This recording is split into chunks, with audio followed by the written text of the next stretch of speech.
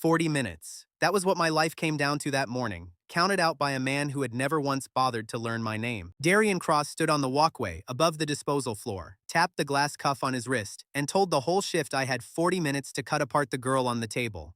Clean voice. No anger in it. Anger would have meant I mattered. Then he called me the drain hole technician, loud, so nobody on the floor could pretend they had not heard where I ranked. The workers laughed on cue. They always laughed on cue when Helix Crown was watching. The rich are strange like that. Even their contempt runs on a schedule. He did not just sneer and leave. He gave me a number, 40, and a deadline, and turned my own humiliation into a work order. I did not argue. Arguing with an inspector is how a temporary contract becomes a permanent debt. I picked up the cutting frame, walked to the table, and looked down at the thing I was supposed to scrap. She was an avatar, a girl-shaped one, the expensive combat kind, tagged A7 on a strip of red plastic around her wrist. Defective property. That was the whole of her paperwork. Her chest plate was cracked open over the core, and the core was the color of an old bruise, dim and flickering. Everyone in that bay looked at it and saw a dead battery and a broken doll. I looked at it and got annoyed because it did not add up. A dead core goes dark and cold and even. Hers was none of those. It pulsed, weak and wrong, then dragged, then pulsed again, like a man too tired to keep breathing who keeps doing it anyway out of pure habit. I had spent an entire other life reading things that were supposed to be spoiled. Sour mash, off milk, a vat every hand in the room swore was finished. And the one lesson that survived was this: dying and rotten are not the same word. This core was not dead. The crack ran straight through the feeding channel, and its edges were pulling, tugging inward at nothing. That is not the shape of a thing switched off. That is the shape of a thing starving. Somebody had cut her supply, watched the readings drop, and written her off as broken when she was only hungry. The elites had a tidy word for the difference between those two things. The word was disposal. I should have kept my head down. A drain hole technician who touches a decommissioned model without clearance can lose his housing, his contract, and the small daily pleasure of eating. Instead, I leaned in and did the least professional thing available to a man in my position. I smelled the crack. Faint copper, a thread of ammonia, and a sweetness underneath that most people would have gagged at. To the rest of the floor, that smell was rot. To me, it was a menu. Copper meant iron the core could still use. The sweetness meant the channel had not sealed. If a thing is still asking for food, a thing can still be fed. The trouble was that I had a graveyard for a pantry, so I did the only thing I know how to do.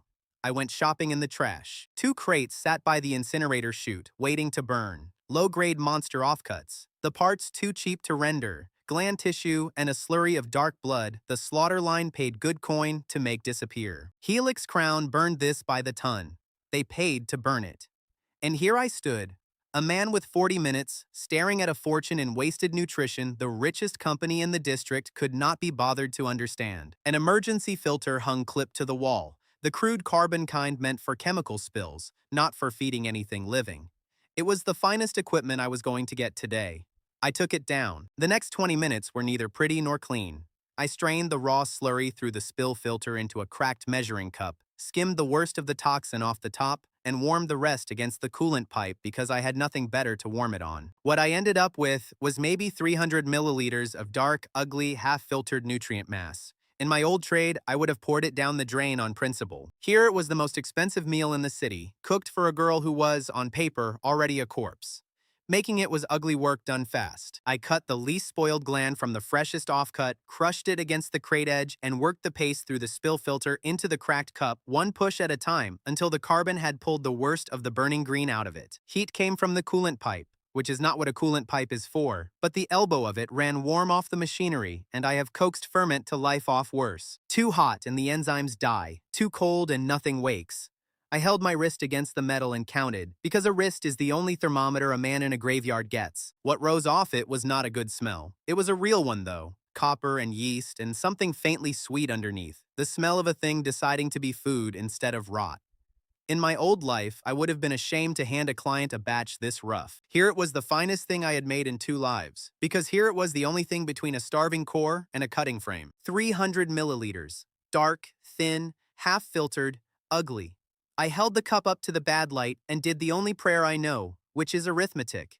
Enough to test, not enough to be sure, and no time at all to make a second batch if the first one was wrong. I filled a coring syringe from a scrap bin, drew the mass up thick, and set the needle against the feeding channel. Under my hands, the core stuttered, hot and frightened, like something that had learned to expect only pain. "Do not die on me now," I told her, very quietly, so the floor would not hear. I really do not want to argue with a corpse. A corpse never once wins the argument, and it always smells worse than it has any right to. I gave her the first of it slow. A thread, then a pause, then a little more. My eyes fixed on the temperature strip taped over the core. That strip had been sitting deep in the red for a full day. Overheat, failure, the single reading every hand in the building had used to sign her off. As the mass went in, the red edged down toward orange, and then, for a few honest seconds, it held at a steady amber. Stable. Not for long, not fixed, not saved.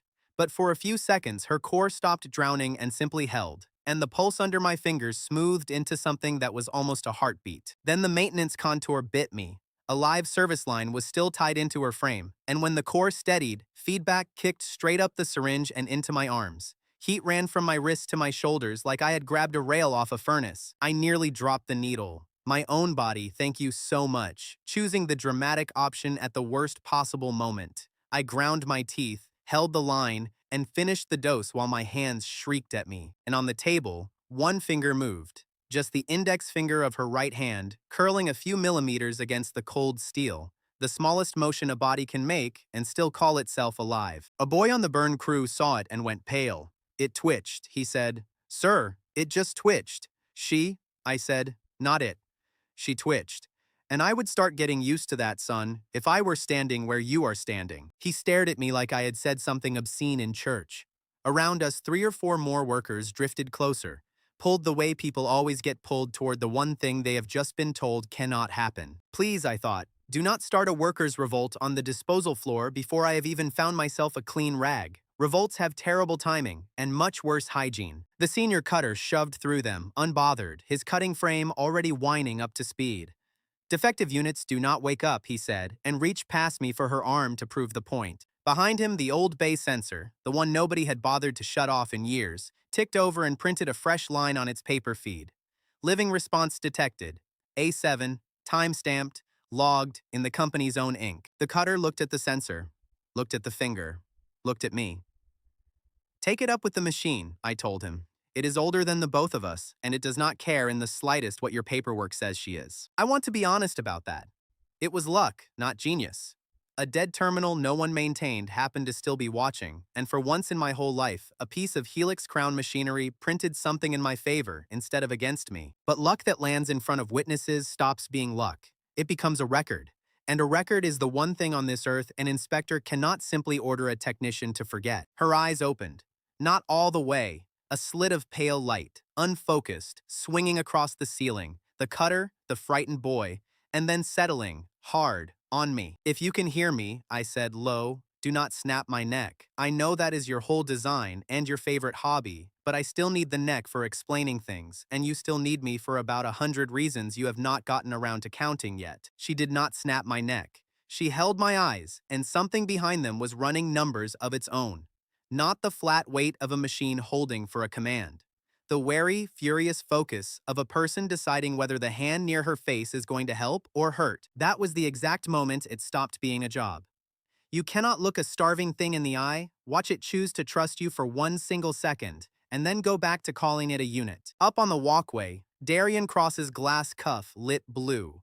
He read whatever the old sensor had pushed into the network, and his smooth, bored face changed for exactly one heartbeat before he set the boredom neatly back in place. He did not come down. Men like Darian Cross do not run downstairs. He simply spoke to the floor, and his voice carried the way money always carries, without effort, into every corner at once. "All defective models to the central lab before dawn," he said. "Every core crated and logged."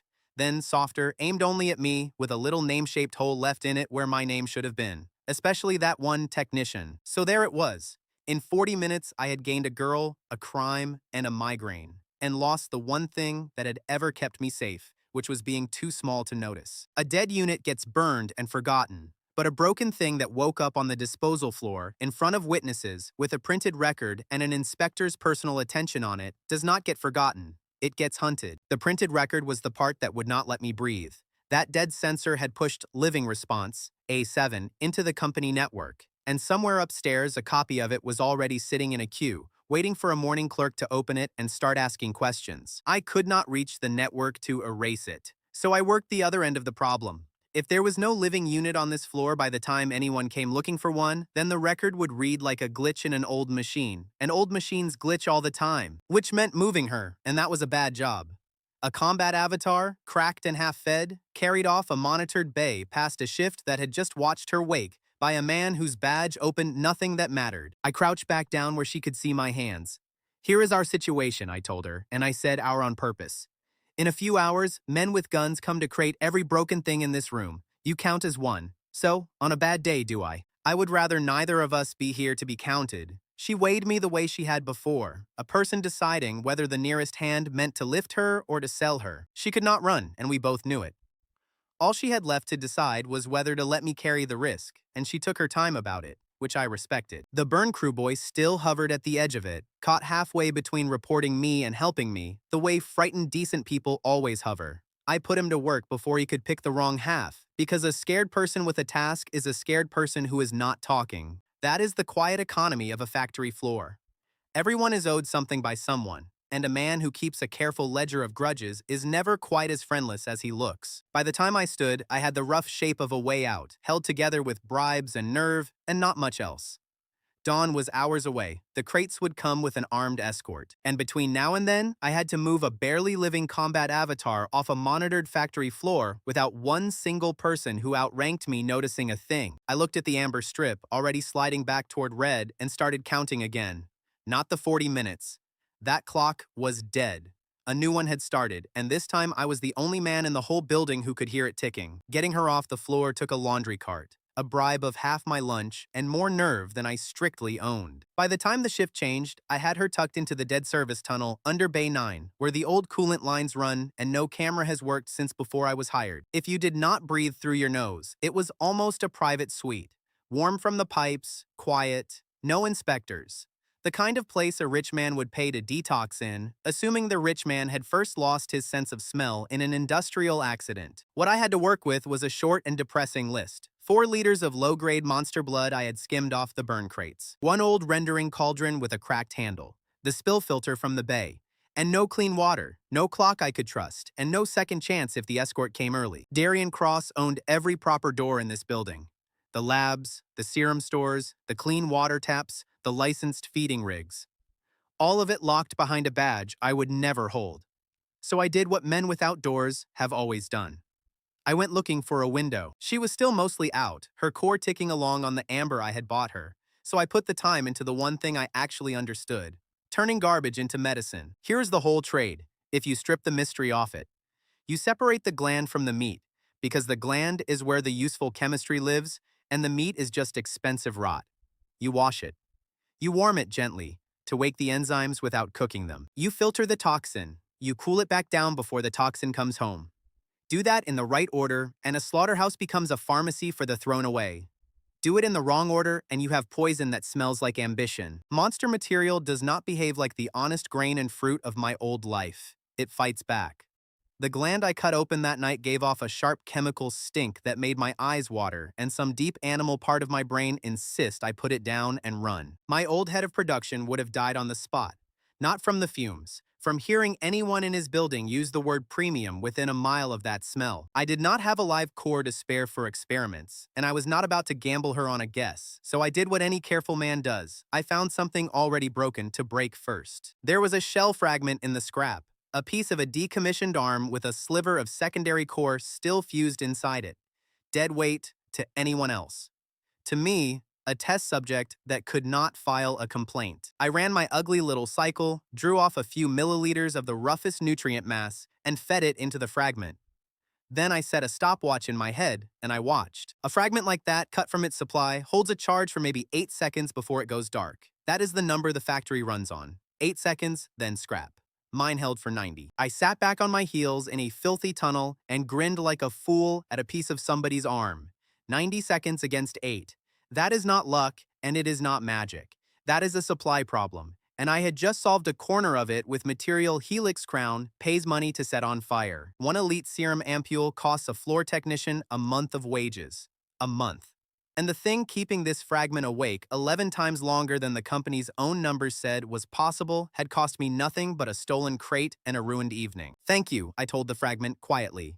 You are, so far, the most cooperative investor this venture has attracted. That is a little worrying, but I will take it. The fragment did not answer. What answered was a boot scuffing on concrete behind me, and a voice I knew far too well. Orenval runs the disposal floor the way small men run small kingdoms, with a clipboard and a grudge. He filled the mouth of the tunnel, took in the cauldron and the blood and the twitching arm, and his face went through 3 shades of delighted. Slop, he said. He said it like a verdict. Slop does not fix goddesses, technician. It stains the floor I answer for. And you are standing knee-deep in a theft I am going to enjoy writing up. He was not entirely wrong, which was the annoying part. I was stealing. I was covered in monster blood in an unlit tunnel with a stolen combat model breathing 20 feet away. On paper, I did not have a leg to stand on. But Oren did not want the paper. If he wanted the paper, he would already be at a terminal. He wanted to watch me beg. Foremen like Oren have exactly 2 loves in this life, a clean floor and a dirty conscience, and they keep them in separate rooms so the 2 never have to meet. So I did not beg. I picked up the fragment, still glowing faintly, and I held it up into his light where the sliver of core pulsed slow and stubborn against the frame. For Slop, I said, it is holding on awfully hard. Oren looked at it. He knew that fragment was scrap.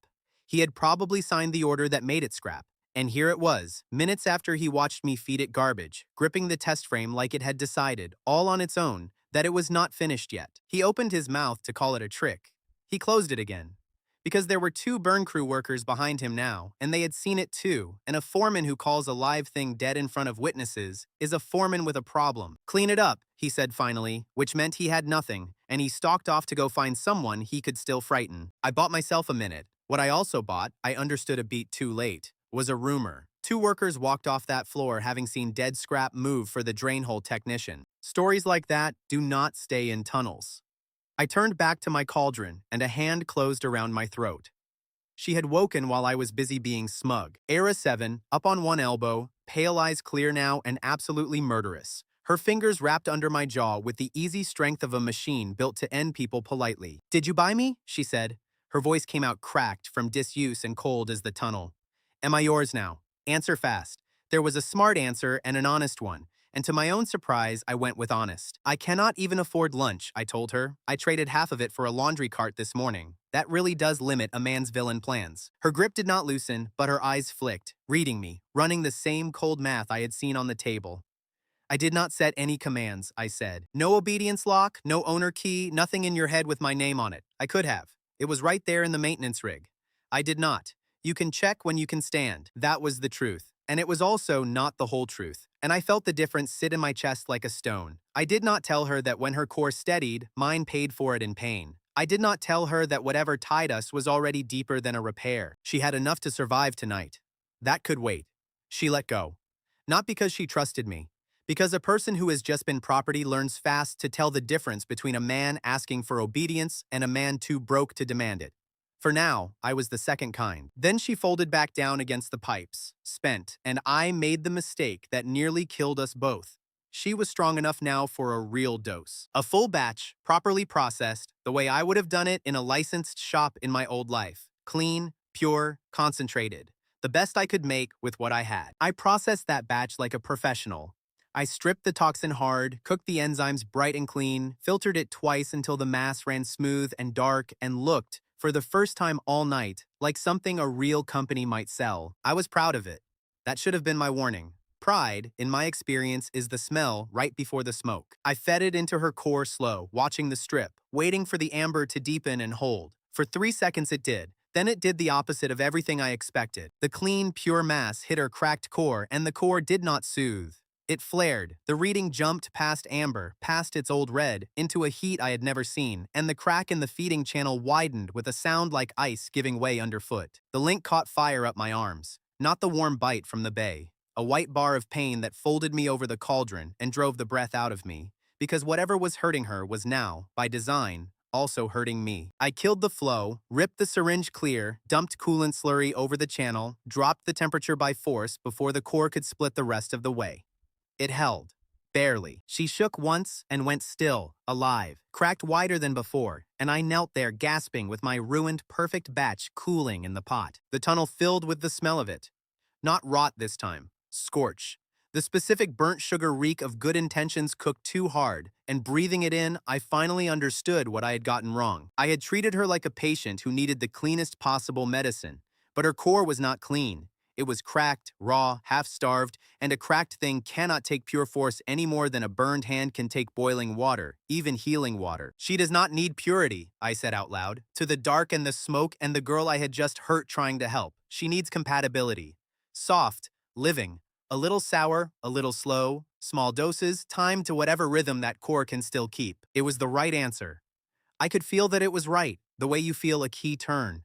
The trouble was that knowing the rule and having the material to use it are two very different things. I had almost no blood left. I had one cracked cauldron and a girl running out of night. And somewhere above us, dawn was coming, and with it the crates and the escort, and Darian Cross's neat instruction to load every broken thing in this building and haul it into the dark. Ira watched me kneel over the ruined pot, and she did not say she had warned me, which she had every right to. She had felt the flare from the inside, the same heat that folded me over, and she had known before I did that the clean, bright batch was a mistake dressed up as good work. Is it always like that, she asked? The failing. Her voice was rough but steady, and there was something under the question that was not really about the pot. She had been a weapon her whole short life, a thing that was supposed to work or be scrapped, and the idea that failing could be information instead of a death sentence was brand new to her. Only if you read it, I said. A batch that just dies teaches you nothing. A batch that dies loud, like this one, tells you exactly where the wall is. This one is screaming that your core will not take clean force. That is not a loss. That is the first true thing this world has told me about you. She was quiet a while, and then she said, so my crack is not the problem. It is the instruction. I looked up at her, because that was better than I could have put it, and I understood she was not simply a patient with a reactor. She had a mind that took a hard fact and turned it, fast, into a rule she could use. That is exactly it, I told her. Your crack is not damage to root around. It is a specification. It is telling me the heat it will tolerate, the speed it can absorb, the rhythm it can hold. I was trying to overrule it. From now on, I take dictation from it instead. Above us, past the coolant lines, the factory was waking into its day, and the dawn I had been racing stopped being a threat in the future. It was a light already graying the far end of the tunnel, and the crates would come with it. And I had one ruined batch, almost no blood left, and a rule I had learned about 90 minutes too late to use. I looked at the burnt batch, and I looked at her, and for the first time in my life, the smell of a failed kitchen felt like the only good news I had. Because a failure that tells you exactly why it failed is not a dead end. It is a recipe, written backward. I just had to read it fast enough to cook the right one before the sun came up. I scraped the cauldron for what the fire had not ruined, and I started over with the opposite of everything I knew. Everything my old trade had beaten into my hand said hotter, cleaner, faster. This time, I did the reverse, on purpose, and hated every slow second of it. Low heat. Barely a simmer, the pot warm enough to wake the enzymes and never a degree past it. Then I let it sit and sour, just a little, the way real ferment wants to, instead of forcing it bright and clean the way a factory wants. A touch of acid softened the mass, so a cracked channel could take it without flinching. Charcoal pulled the harshest toxin without stripping the life out along with it. It was slower. Slower meant every extra minute was another minute the dawn had to find us. But Fast had already tried to kill her once tonight, and I was done listening to Fast. If I live through this, I thought, stirring a dead girl's dinner in a sewer, I am writing the only cookbook that matters. How Not to Boil Your Avatar. It will sell 3 copies and change one life, which is 2 more than my last recipe managed. The real change was not in the pot. It was that this time I was not going to do it to her. I was going to do it with her. I woke her enough to talk, which with Era 7 meant enough to threaten. I told her the plan in plain words. I count your pulse, I said. I feed in a thread at a time, matched to your core's own rhythm. And you decide when the pain is too much. You say stop, I stop. You are not the patient here. You are the other hand on the wheel. She watched me for a long moment, weighing whether this was a trick with better manners. Then she gave one short nod and put 2 fingers against her own cracked chest and started to count. That was the whole difference in the end. Not a cleaner filter or a better gland. Her. The core would not take force, but it would take partnership, because a body knows the difference between being fed and being handled even when the mind cannot say why. I fed the first thread on her count, not mine. The strip climbed toward Amber and stopped there. No flare, no white bar of pain up my arms. Just warmth, steady and shared. The two of us breathing in time over a pot in the dark like the strangest kitchen in the world. 600 milliliters. That was the whole batch, and it was all I had, and I spent it a careful thread at a time across the better part of an hour. When the last of it went in, the strip held Amber and did not waver. 12 minutes. Her core ran clean and level for 12 straight minutes, where the pure batch had given 3 seconds and a scream. I know what 12 minutes sounds like. It sounds like nothing. It is the length of a coffee break, a bad meeting, a walk to the tram. But 12 minutes of a steady core is not about efficiency. It is enough time to sit up, enough time to look around, enough time to speak and to be spoken to, and to decide you are a person before the light goes dim again. The company's clean ampule, the thing that costs a month of my wages, had failed her. This sour, ugly, aged sludge from a burn crate had given her a quarter of an hour of being alive. I would take that trade every night for the rest of my life. For a moment after the last thread went in, neither of us moved. The strip held Amber. Her core ran level, and the only sound in the tunnel was the pipes and two people breathing in a rhythm we had built between us without meaning to. I have shaken hands to close deals worth more than I will ever see. None of them felt like that quiet did. I had spent the whole night afraid of her strength, of the design that made snapping my neck her simplest option. Somewhere in those 12 minutes, the fear had changed shape. It was not gone. It had only made room beside itself for something harder to name, the particular closeness of two people who have kept each other alive through a bad night in the dark. She noticed me noticing, and her eyes went wary again, because trust for her was a door that had only ever opened onto worse rooms. I looked away first, on purpose, and gave her the space to decide the moment for herself, because I was learning that the fastest way to lose her was to reach for her before she reached back. She sat up, slow, careful of the crack, one hand braced on the cold pipe. Upright, in the dim, she looked less like scrapped property and more like a soldier waking in a field hospital, taking a hard inventory of what still worked. "Why?" she said. "Did you not set the lock?" Her voice had steadied with the core.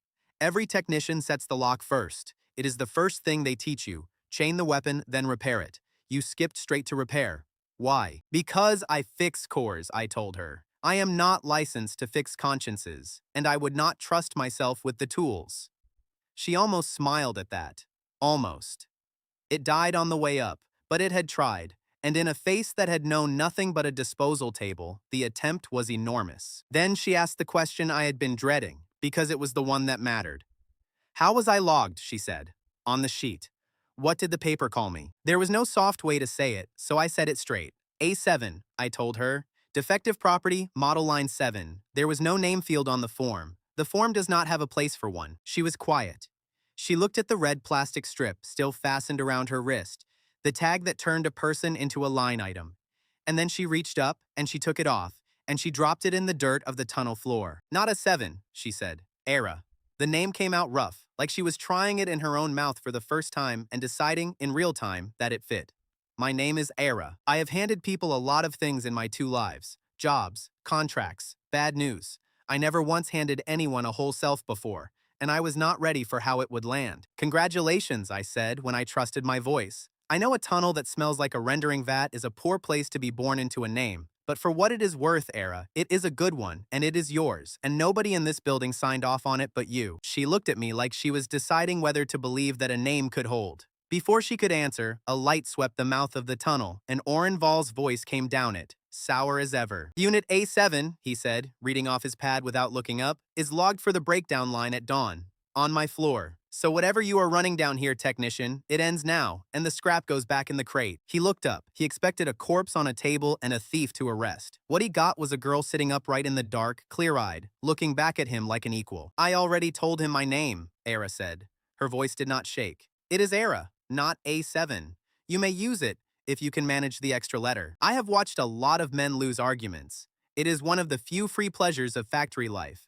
But I had never watched a man lose one to a thing he had signed a disposal order on, and Orenval did not have a script for it. He opened his mouth to say unit again. The word would not come. You cannot call a thing property while it is correcting your grammar and holding your eye and waiting, with obvious patience, for you to be brave enough to finish your sentence. Nothing, I decided privately, dresses up a gray morning quite like watching a foreman get corrected by his own inventory. Oren backed up a step, then another.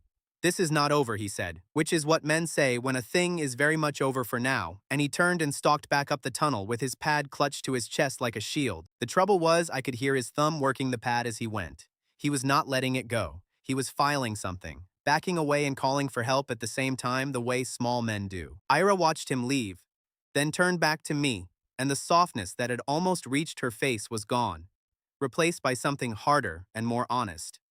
A term, she said. Before we go one step further, you do not touch me without my word. Not the core, not the frame, not to save my life. You ask, or you do not touch. Break that, and I will not care how good your slop is. I am writing that down, I said, as the first sensible rule this factory has produced in the whole time I have worked here. Consent before repair. I could get us both killed keeping that promise. I am keeping it anyway. I meant it, and it cost me, and I felt both at once. A technician's whole power over an avatar is the assumption that he can override it. I had just handed that away to a woman who could crush my throat, on the word of a woman who had every reason not to trust a single thing I said. It was, I am fairly sure, the smartest deal I ever made. We did not get to enjoy it. A low tone started up somewhere in the walls, a sound I had never heard in 3 years down here, and a bank of dead status lights along the old sector wall flickered, one after another, from black to a slow pulsing yellow. I knew what that was. Everyone who works a factory knows the sound of the building noticing you. The security net, the one nobody thought still ran in this dead sector, had caught the energy signature of a living core where the map said there should be only scrap. 12 clean minutes. 12 minutes of a core running strong and steady, clean enough, alive enough, to finally show up on a grid that had been blind to her when she was dying. Our success had a signature, and the signature had just filed its own report. Thank you, old sector, I thought, for keeping quiet for 3 years about every real thing I ever did down here, and then finding your voice at the single worst possible moment.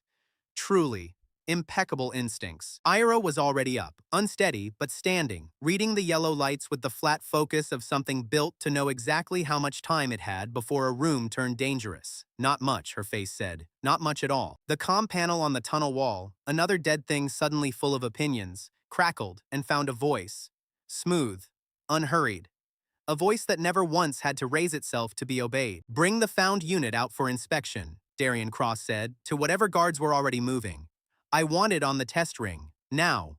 Let us all see exactly what our drain hole technician has been keeping alive downstairs. The far door at the end of the sector unsealed with a hiss and rolled up into the dark, and past it I could see the hard white lights of the factory test ring coming on, one bank at a time, like a stage waiting for an execution. Ira dragged herself upright against the pipes, and I watched the fighter in her come online, even as the person swayed. Her eyes went to the ring lights, counting exits, reading the floor, running the flat cold assessment of a thing built to survive rooms, exactly like the one waiting for us. I did the honest math out loud because she had earned honesty over comfort.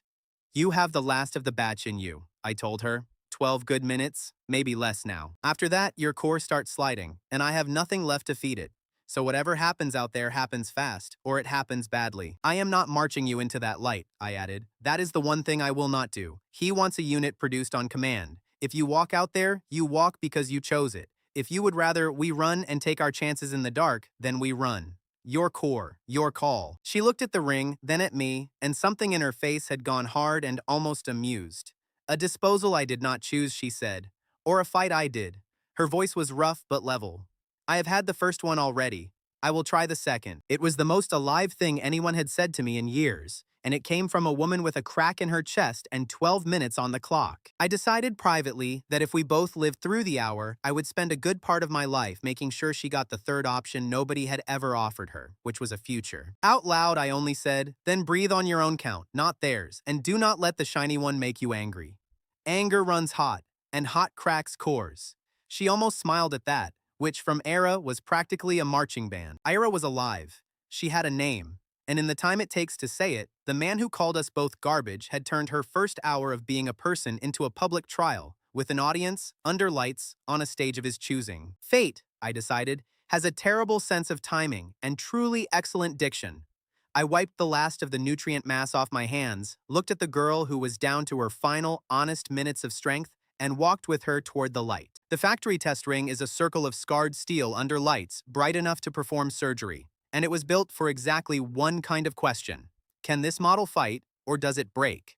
Everything about it says the answer will be short. Darian Cross watched from the upper gallery, both hands resting on the rail, patient as a man waiting for a kettle.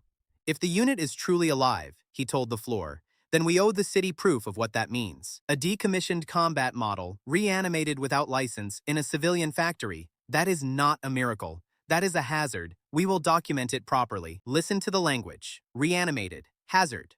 Document. He was not going to execute her in front of 200 workers. He was going to audit her to death, because the rich have learned that a killing sounds so much better when you call it a review. They walked Ira into the ring. She moved on her own, which surprised the guards, but I could see the cost of it in the set of her jaw. The last of the 600 milliliters was burning down inside her, and there was no more where that came from. Across the circle, they racked up her opponent. A cheap training model, the kind the factory uses to break in new fighters, blunt and slow and utterly reliable. It did not need to be good. It only needed to last longer than she did. 10 seconds, Orenval announced to the crowd, loud, playing to the gallery now that his own footing was steadier. Cracked core, no supply, running on the technician's gutter slop. 10 seconds, and she goes down. Put your bets in. If I survive this week, I decided, I am going to make a personal rule against people announcing forecasts anywhere near me. They have a way of aging badly and taking my nerves with them. The bell sounded. The training model crossed the ring and hit her, one flat sweeping blow, and Era went down hard onto the steel. The gallery made the ugly, happy sound a crowd makes when a thing does what it was told to do. 10 seconds. Right on schedule. I felt my stomach drop, and then I did the only useful thing left to me, which was to talk. Not with muscle, I said, low and fast, pitched under the noise so only she would catch it. You cannot out-hit that thing, so stop trying. Breathe through the crack. Let the core pull the impulse slow, on your own count, the way we did with the pot. Rhythm, not force. You already know how. It was a mad thing to say. Give breathing advice to a woman with a reactor in her chest. New heights of personal strangeness, even for me, but her head came up off the steel, and I watched her stop fighting the model and start listening to her own core instead. She changed, not faster, not stronger, smoother. The next blow came in, and she was not where it landed, letting the impulse move her instead of forcing it. The training model swung at a target that kept declining to stay put. 10 seconds became 30. 30 became a minute. The crowd noise curdled from cheering into something more confused, because the cheap model was doing everything right, and the cracked one simply would not fall down on cue. Then the feedback found me. As Era pulled a hard impulse through the crack and redistributed it, the maintenance contour lit up my nervous system, and every muscle from my neck to my knees seized at once. I stayed on my feet by leaning on the rail and pretending it was casual. Wonderful, I thought, jaw locked, calves knotting like wet rope. My body has decided the correct response to her success is a standing ovation made entirely of cramp. Thank you. Very supportive. At the 3-minute mark, Era stopped running. She let the training model commit to one big overhand blow, stepped inside it, and put one clean pulse of core energy straight through its manipulator arm. The joint did not bend. It burst, a spray of hydraulic fluid and snapped actuator, and the model's whole arm went dead and hung. 3 minutes. She had been forecast for 10 seconds, and she had just disarmed a working factory model with a cracked reactor and a belly full of burn crate sludge. The ring went quiet. Not gallery quiet, where people whisper. Actually quiet, the sound of 200 people rewriting something they were certain of a minute ago. She was supposed to fall, a worker near the rail said. To nobody, to the room. The words came out almost hurt. She was supposed to fall. She clearly did not read your schedule, I said. I would take it up with her, but I think she is busy. Up in the gallery, Darian Cross had not moved, but his stillness had changed quality. Before, it was boredom. Now it was arithmetic. He had come to document a hazard and prove a problem was small. Instead, he had just watched the problem get considerably more valuable in front of every witness he had invited to see it die. That is the thing about men like him. They can lose a fight and still win the ledger, and I could see him already doing the sums. A cracked model that outperforms a working one is not garbage. It is a technology someone would very much like to own. And then, into the quiet, Orenval did the thing that mattered more than the broken arm. He was standing at the ring edge, close, and he had watched the whole 3 minutes from the best seat in the house. And as Ira straightened up over the ruined model, breathing hard, alive, he said it under his breath, not for the crowd, not for the gallery, just for himself, the way a man says a thing he did not mean to believe. She is moving again. She, not it. Not the unit, not A7, not the slop-fed hazard. She. The man who had signed her disposal order, who had called her property in that same tunnel 8 hours ago, looked at her and the wrong word fell out of his mouth, and the right one took its place. It lasted half a second. Then Oren heard himself and his face shut, and he covered the whole thing with a scowl and a bark at the guards to reset the ring. But I heard it. She heard it. And somewhere, a seed I could not yet see the shape of went into the ground. Honestly, I thought, watching him pretend, that was nearly a compliment. If you had damaged hearing and a generous heart, you could almost call it respect. From Oren Vol, that is practically a love letter. I was still savoring it when a hand caught my sleeve. A woman, older, forearms scarred with old acid burns, work goggles pushed up into gray hair, looking at me the way I look at a burn crate. Like she had spotted something everyone else had thrown away. "That is not serum," she said. No preamble. Her eyes were on my stained hands, the filter clipped to my belt, the smell that clung to me. "It has no shine. Serum shines. That mass is dull, and it is holding a cracked core better than the shiny stuff ever did." So, who filtered the toxin out of monster gland cheap enough to feed a reject in a tunnel? "I did," I said before I could think better of it. "Charcoal, low heat, a long sour rest, nothing you could patent, everything they burn." She studied me. In another life, I would have said she was flirting, because nobody had asked me a genuine question about my working years, and here was a woman doing it with real hunger in her eyes. In this life, I could not entirely rule out that she was measuring me for a report. "Sana Row," she said. "I make filters for the lower district. Good ones, the kind Helix Crown says are illegal because they are cheaper than theirs. I have been trying to keep sick avatars alive on scraps for 3 years and losing every time. And you just did it in a sewer with a wall filter and a stolen crate." Then her eyes went hard, and I understood we had reached the price. "Here is my condition," Sana said. "That one?" She nodded at Ara, still standing in the ring, chin up, refusing to be walked out.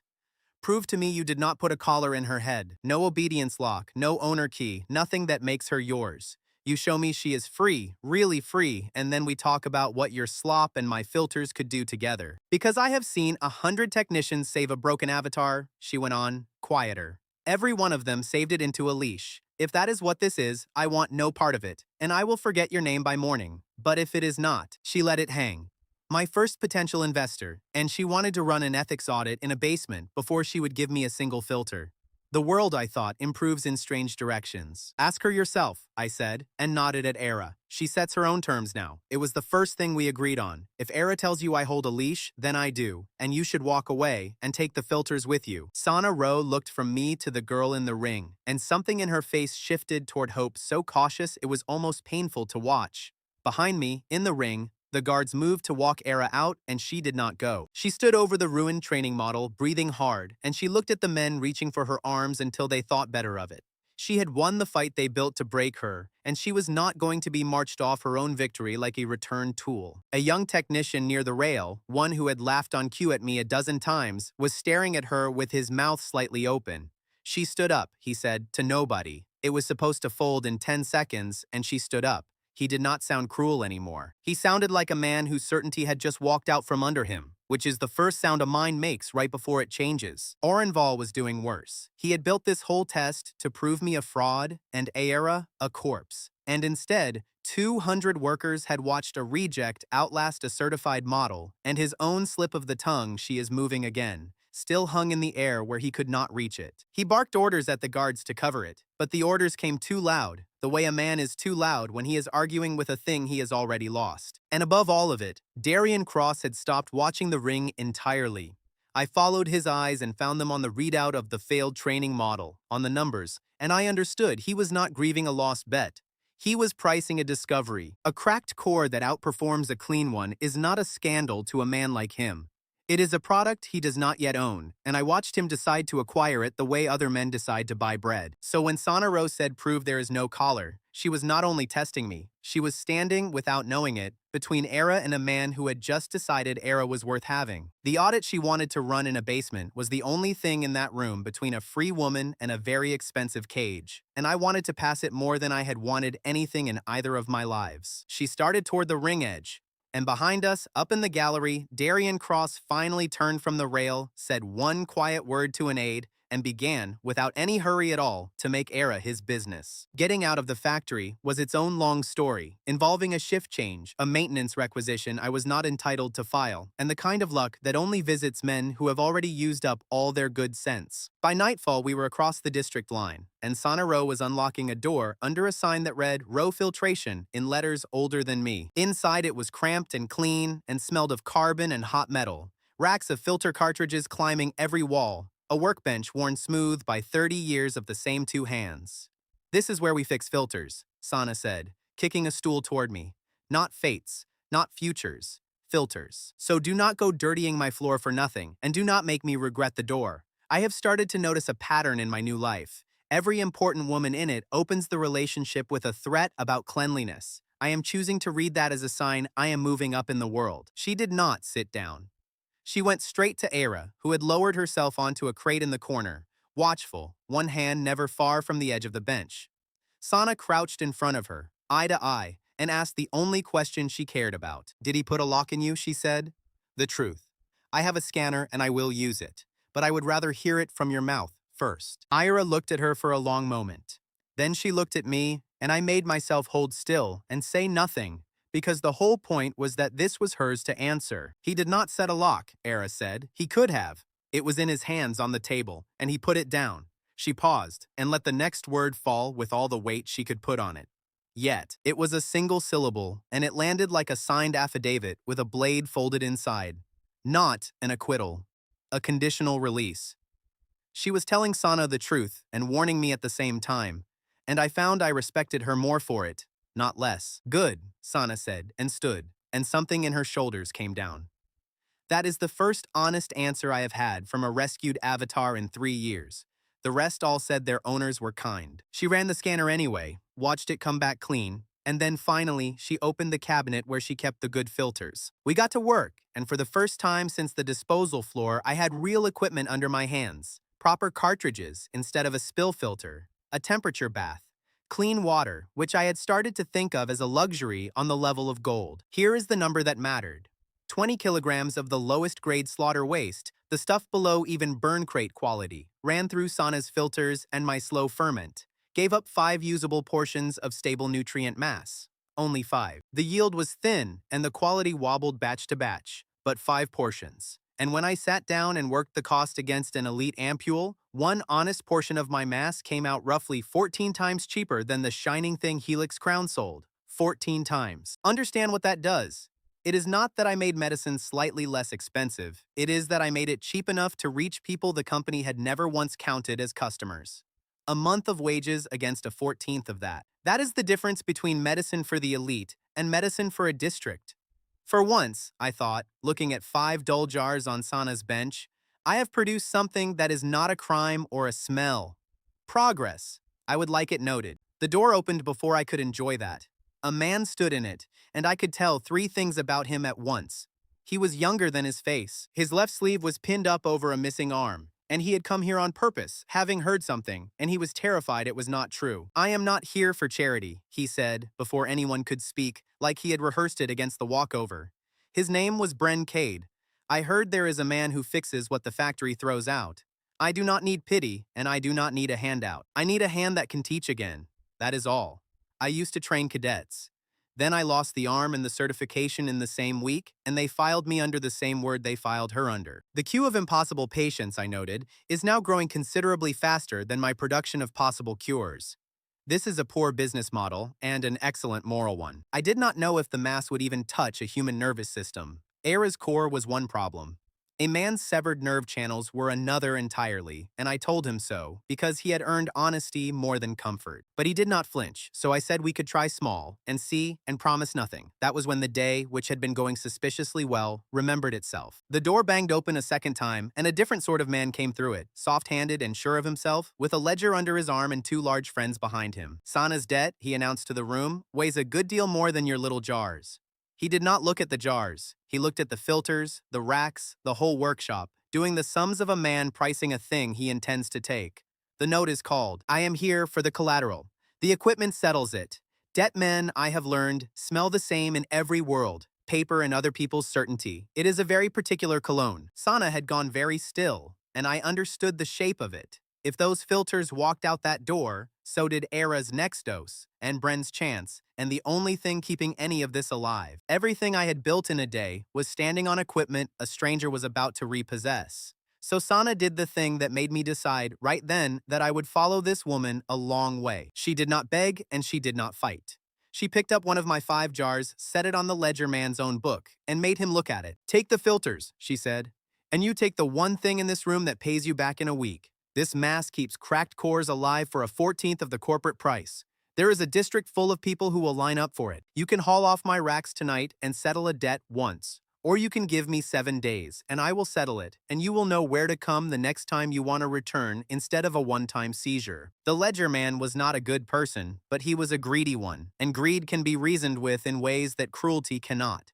He picked up the jar. He turned it in the light, looking for the shine that meant value in his world, and did not find it, and paused, because Sana had just told him the dull thing was worth more than the shiny one, and he could not quite make himself disbelieve her. "7 days," he said at last. "Then I take the racks, the filters, and the door."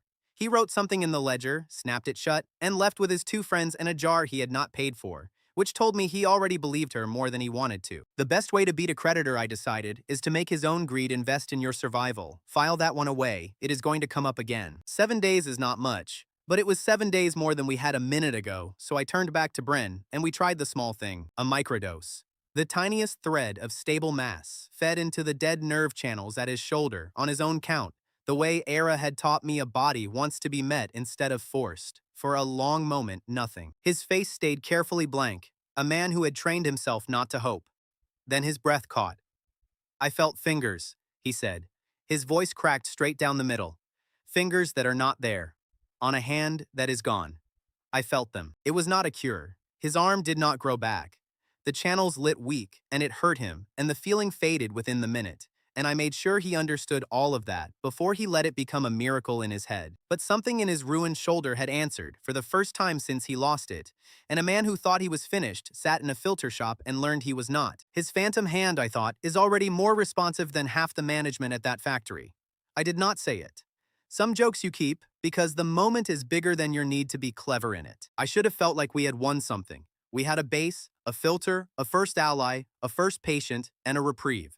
Instead, I did the one thing my old trade never let me stop doing, which was count the pantry, and the pantry was nearly bare. I was running down what waste I could still reach, what Sana's filters could process before the 7 days ran out, when Sana herself came back from the supply desk with her face gone gray. "I went to reorder cartridges," she said slowly. "Standing order. 30 years, never a problem." She set the notice on the bench. Someone bought it. The whole next week of filter supply for the entire lower district. Paid in full, in advance, cash too clean to argue with. No name. I did not need the name. I had watched a man on a gallery turn from a rail and quietly decide I was worth his attention. He had not sent guards. He had not sent a warrant. He had simply walked ahead of me into the one market I depended on and bought the ground out from under my feet, and he had done it before he ever bothered to meet me face to face. Congratulations on the new business, I thought, looking at 5 dull jars and an empty supply line. The card came in the shape of a hand around the throat. Very on brand for this town. Sana took the news the way she took everything, by going quieter and more dangerous. 30 years I have bought from those suppliers, she said, turning the empty order form over, as if the back might hold a better answer. 30 years, and a stranger closes every one of them in an afternoon with money I will never see. She set it down. So, we stopped leaning on doors that can be bought. Bren did not fold either, which surprised me, given he had the most to lose and the least reason to hope. He had felt his phantom fingers for the first time in a year, and a man just handed back a piece of himself does not let go of it, because a supply line dried up. "Tell me what needs hauling," he said. "One arm carries more than you would think when it wants to." Era said nothing, but she moved to stand nearer the 5 jars, and I understood the gesture. Those dull jars were not product to her. They were proof that the thing done to her could be undone for others, and she was not going to watch them taken without a fight, even the quiet standing in the way kind. I looked at the 3 of them, my entire company, gathered around 5 jars and a stack of debts in a shop that was no longer really ours. In my old life, I ran a production floor with 100 hands and lost it to a board of men in good suits. This was smaller and poorer, and somehow the strongest team I had ever stood in a room with. So I did what I do when the doors are all bought. I stopped thinking about doors and started thinking about windows. And the district was full of windows nobody rich had ever bothered to guard. 7 days to save the workshop, a nearly empty pantry, a first customer whose hope I was now responsible for, and a supply chain that had just been bought out from over my head by a man who had not yet said one word to me directly, which meant the workshop I had not even finished building would have to be built somehow, out of exactly what was left in the room. 7 days to save the workshop turned out to be 7 days to build one. We took the storeroom under Sana's shop, a low brick cellar that had held nothing but broken cartridges and mouse droppings, and we made it into something with a purpose. 2 long tables came out of a scrapyard, 3 old rendering cauldrons, descaled and patched, a water line tapped off Sana's supply, a proper heat bath, racks for the charcoal, a bucket for the runoff. It was all cobbled from other people's leavings, which felt about right, given the clientele. Laboratory is a very grand word for a cellar where the most important object is a bucket. But I have learned that a place becomes real when people start carrying broken things toward it instead of away. And by the second day, they had started. Sana would not let us run a single batch until she had the book. A real book, ruled and numbered, 1 line per batch. Source waste, weight, time in, temperature, rest, yield, result.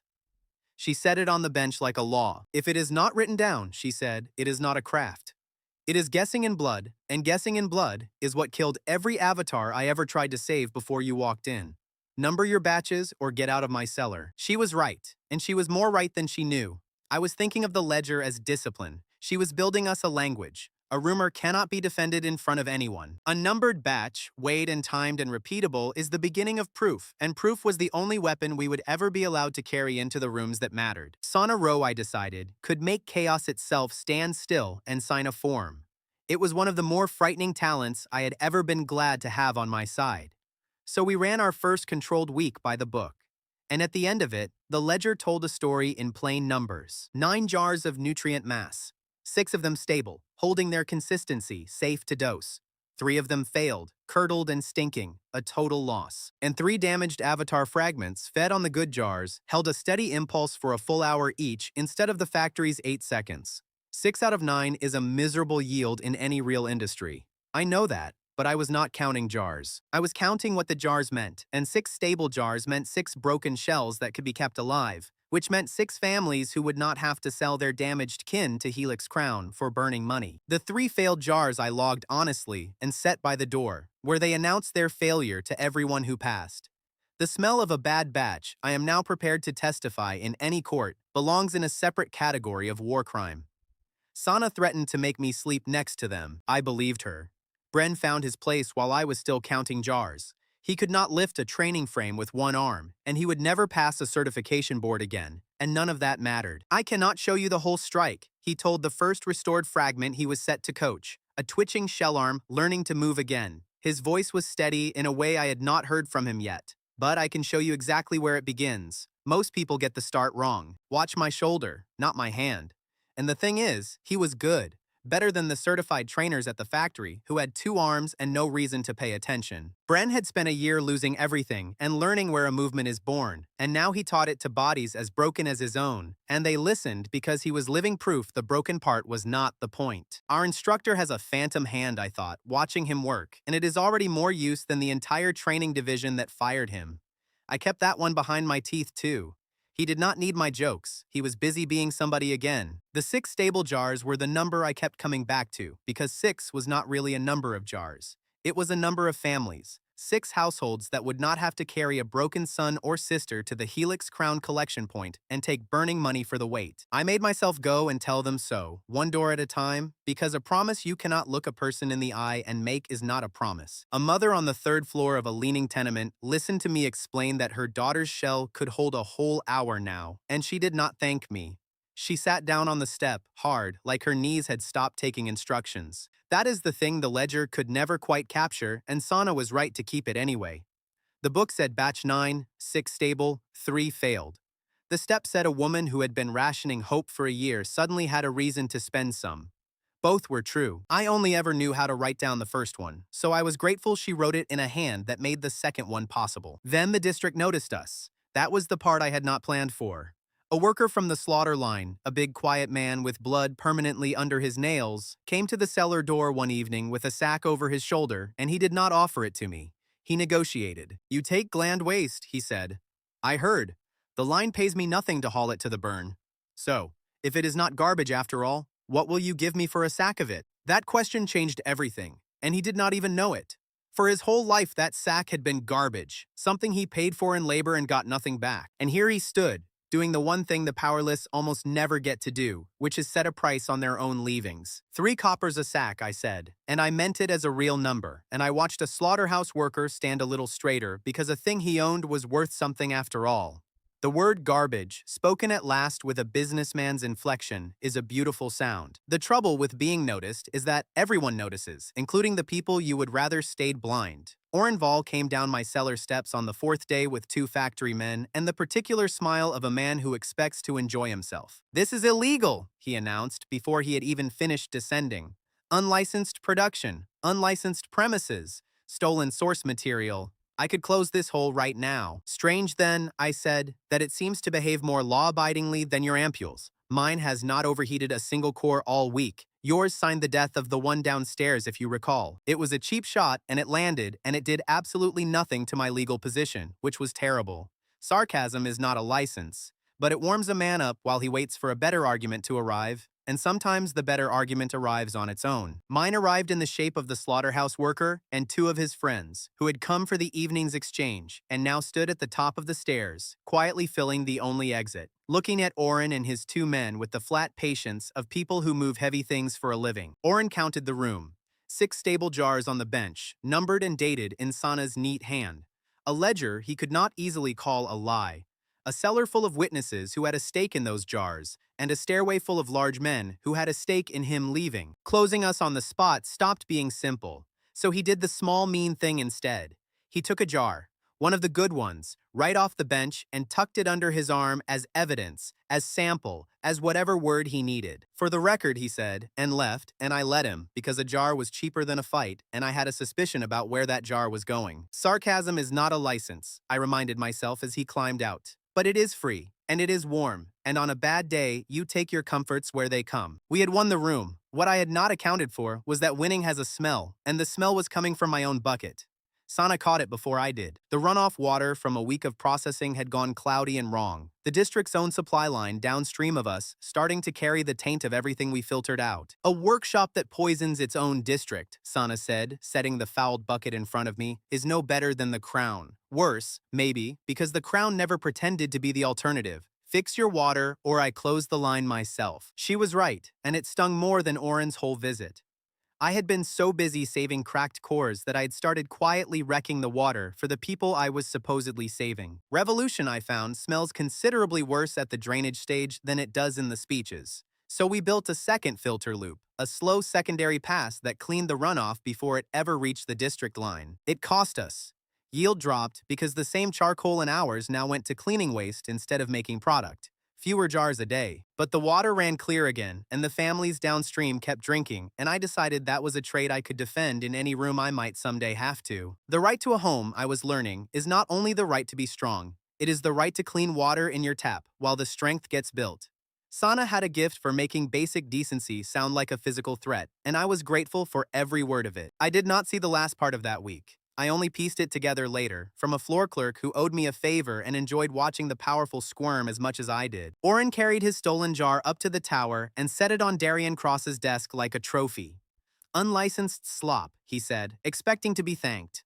"Made from stolen waste in a lower cellar. Say the word and I shut it tonight." But Darian Cross did not reach for a warrant.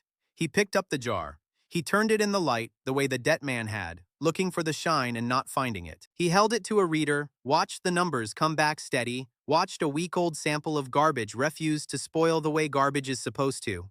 "So," he said, mostly to himself, "the garbage learned to keep." And that, the clerk told me, was when Oren stopped smiling, because he had come for a reward, and instead he had handed his master a reason to take the whole thing seriously. Even Darian Cross's compliments, I would learn soon enough, are shaped exactly like execution orders. The clerk told me Darian Cross held that jar for a long time. He ran it against every reader on his desk, the way a man checks a coin he suspects is counterfeit, except the trouble was the opposite. Every test came back saying the counterfeit was real. A week-old sample of garbage, stable, holding, refusing to rot on the schedule garbage is supposed to keep. He asked the clerk one question, and only one, not how it was made, not who made it. He asked how many. How many jars, how many cores, how many of these are out there already? Because a man who thinks in monopolies does not fear a good product. He fears a good product whose supply he does not control, and he had just learned the supply was a district full of waste he had been paying to burn. That was the moment, the clerk said, that Oren stopped being useful to him.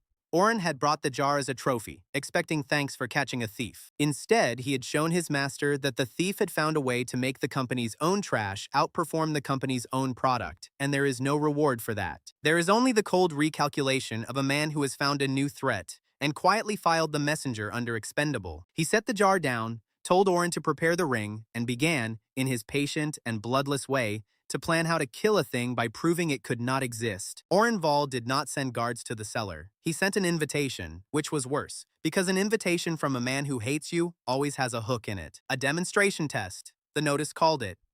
Open floor. The whole day shift released to watch. He announced the terms himself, standing at the ring edge with 200 workers packed into the gallery, because a man like Oren does not enjoy a victory he cannot perform. The unit fights a certified model, he said, loud, savoring it. It loses, it goes to breakdown, and the technician answers for illegal repair. It survives, and he gets what he keeps whining about. 1 week of supervised access to the factory's own decommissioned shells. 30 of them. Fair is fair. He said fair like it was a gift. That is the trick of the powerful. A wager sounds generous only to the person who is not the thing being wagered. Nobody in that gallery had asked Era whether she wanted to bet her body for a week of my convenience, so I did not answer for her. I had learned that lesson in a tunnel. I looked at Era, and I waited, and the whole floor waited with me, because they had never once seen anyone wait for a decommissioned model to speak. I answer for my core, Ira said. Her voice carried further than Oren's, because she did not have to force it. Not him, not you. If I stand in that ring, it is my choice, and the bet is mine to take. She looked at me then, one flat glance. He carries the jar. I carry the risk. Do not confuse the two. And there went the last shred of my heroic rescuer role, demoted on the spot to assistant with a jar. I found I did not mind. A man who wanted to be the hero of this story had picked the wrong avatar. She was never going to be saved. She was going to be asked, and then she was going to decide.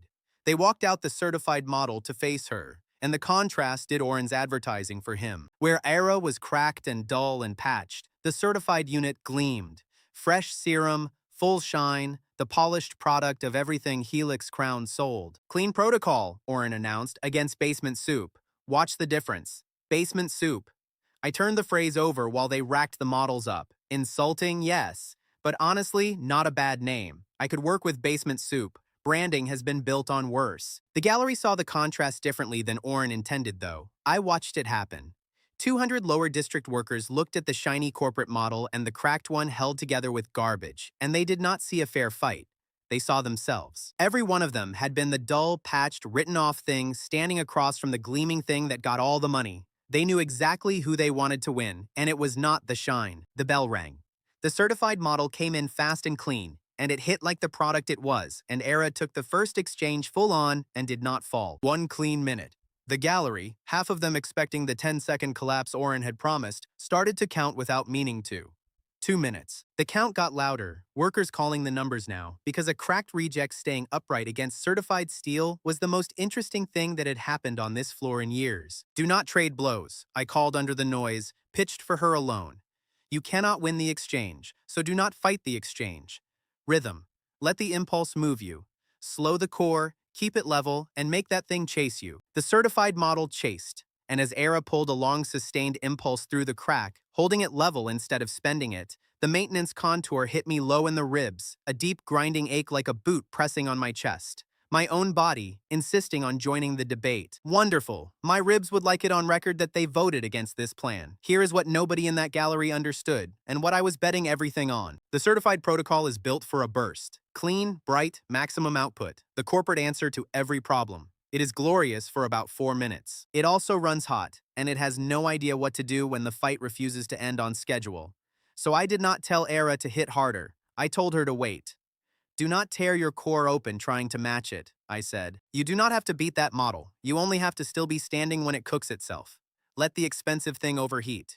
Patience is the whole weapon. It is not the most heroic combat philosophy ever devised. My personal fighting style, I was fully aware, amounted to wait quietly until the costly thing ruins itself. But I had watched that exact failure kill Era's own core in a tunnel, and I knew, better than anyone alive, precisely how a clean hot system dies when it cannot cool down. Minute 4.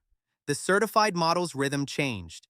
Its strikes, which had been crisp, started coming a half beat late.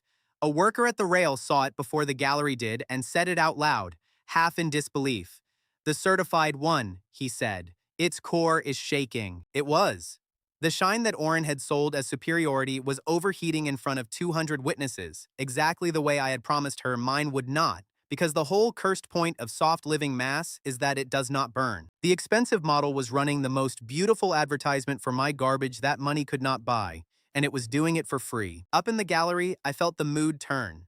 This was no longer a reject surviving out of stubbornness. This was the corporate product, the clean protocol, the thing they were all told was better, visibly failing against the thing they were all told was worthless. Darian Cross, at his rail, had stopped watching Era. He was watching the certified model overheat, and I could see him understanding it was not an accident. It was a pattern. His pattern, breaking in public. The floor went quiet in the way it had before. The quiet of people rewriting a certainty.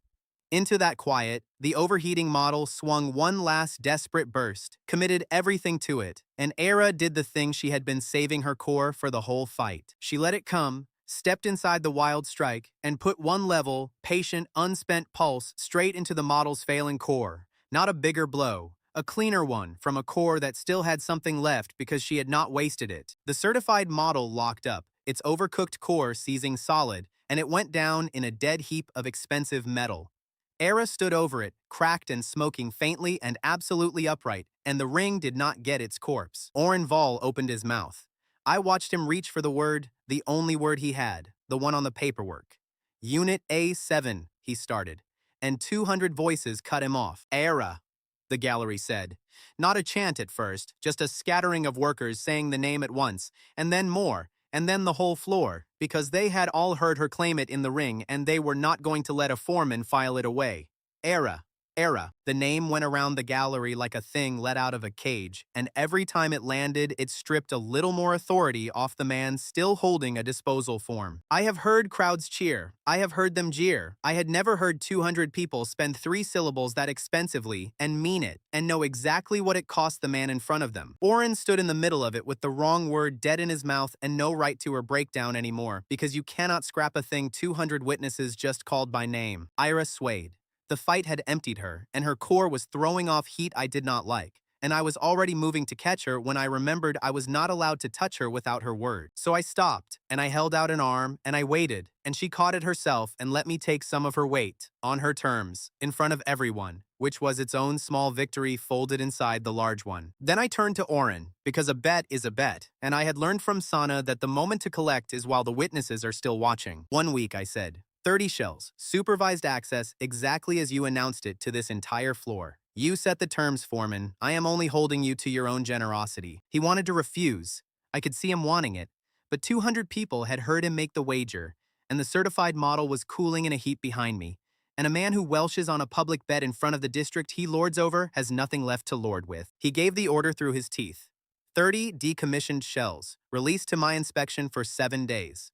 Thank you, I did not say aloud, for the stupidest gift anyone has ever handed me wrapped in a threat. 30 shells. 30 potential names, not 30 parts, though nobody up in that gallery could see the difference yet except me. I should have known better than to enjoy it. Victory, in this town, always arrives with the next bill already in the mail. Up on the rail, Darian Cross did the thing that frightened me more than any shout could have. He smiled. It was a small smile, patient and bloodless, the smile of a man who has just watched his cheap subordinate lose a battle and has already found the war more interesting for it. He did not come down. He did not threaten. He leaned to his aide and said something short, and I was close enough, and the floor quiet enough, that I caught the shape of it. Buy the waste, he said. The filters, the water rights, all of it. Whatever that cellar runs on, own it by the end of the week. That was how Darian Cross fought, not with the ring. He had let Oren have the ring, because the ring was theater, and theater did not matter to him. While 200 of us were busy chanting a name, he had quietly reached past all of it and put his hand around the one thing that kept the name alive, which was supply. He smiled at me without a trace of heat in it, nothing personal in it, just the calm of a man who has decided the exits and is content to let you keep celebrating in the room. We got Era back to the cellar half-carried, her core cooling slow, the whole district still buzzing with her name.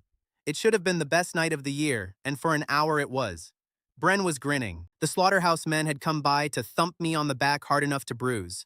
Somewhere a worker was still saying the name to anyone who would listen. Then Sana came in from the supply desk, and she had the ledger of the district's supply lines in her hand, and her face had gone flat and grim. "We won a week," she said, and set the ledger down.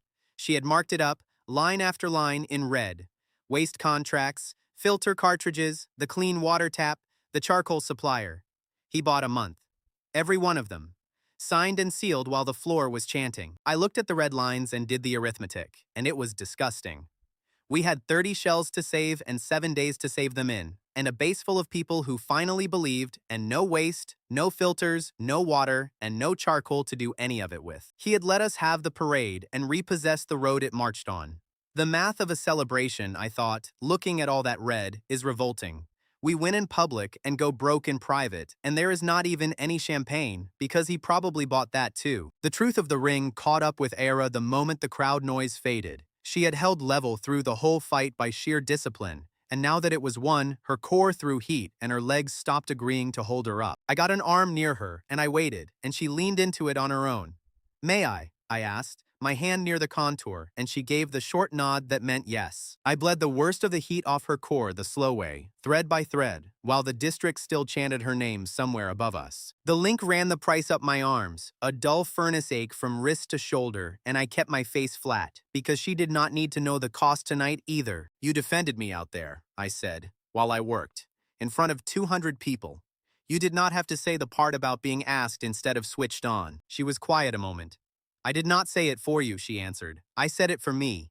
I needed to hear my own voice say it in a room that big. That is a different thing." It was different, and it was better, and I did not argue. A woman who had spent her whole existence as property had just claimed herself out loud in the largest room she had ever stood in, and done it while winning a fight nobody thought she could survive. My arm going numb was a very small tax to pay for the privilege of standing there and watching a person build herself out loud in front of everyone. Odom, the big slaughterman who had first sold me a sack of waste, crouched by us with a cup of clean water, which in that district is not a small gift. For the girl, he said, gruff, and would not meet her eyes, and set it down and left. A month ago, he would have called her a thing. Tonight, he brought her water and got shy about it. The word was already changing, one rough man at a time. 30 shells, I kept thinking, even through the ache. Everyone up in that gallery had heard 30 and pictured 30 crates of salvage I got to pick through. I heard 30 and pictured 30 tags coming off 30 wrists, 30 people deciding what to be called.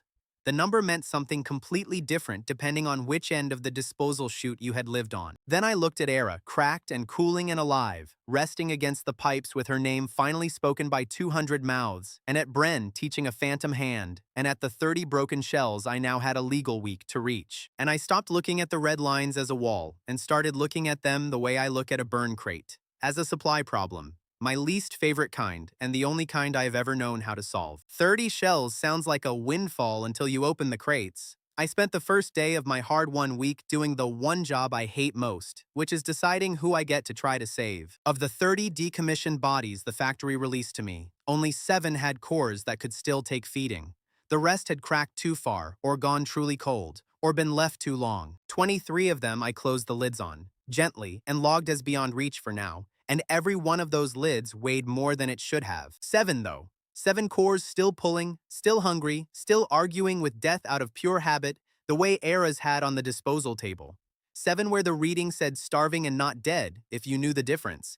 And by now I knew the difference better than anyone alive. Sorting hope by the width of a crack, I thought, closing the 23rd lid, is a job for an optimist with a very bad sleep schedule. I qualified on both counts. What I had not expected was the line outside.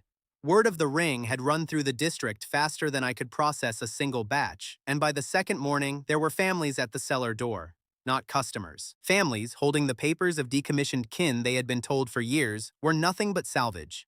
A woman near the front had a worker's rough hands and a folded disposal notice she had clearly read 1,000 times. If that one in the ring could choose a name, she said, and her voice did not quite hold steady, then could my boy. He is on a shelf in the central store. They told me he was scrap. But if she chose a name, then he is still in there to choose one too. Is he not?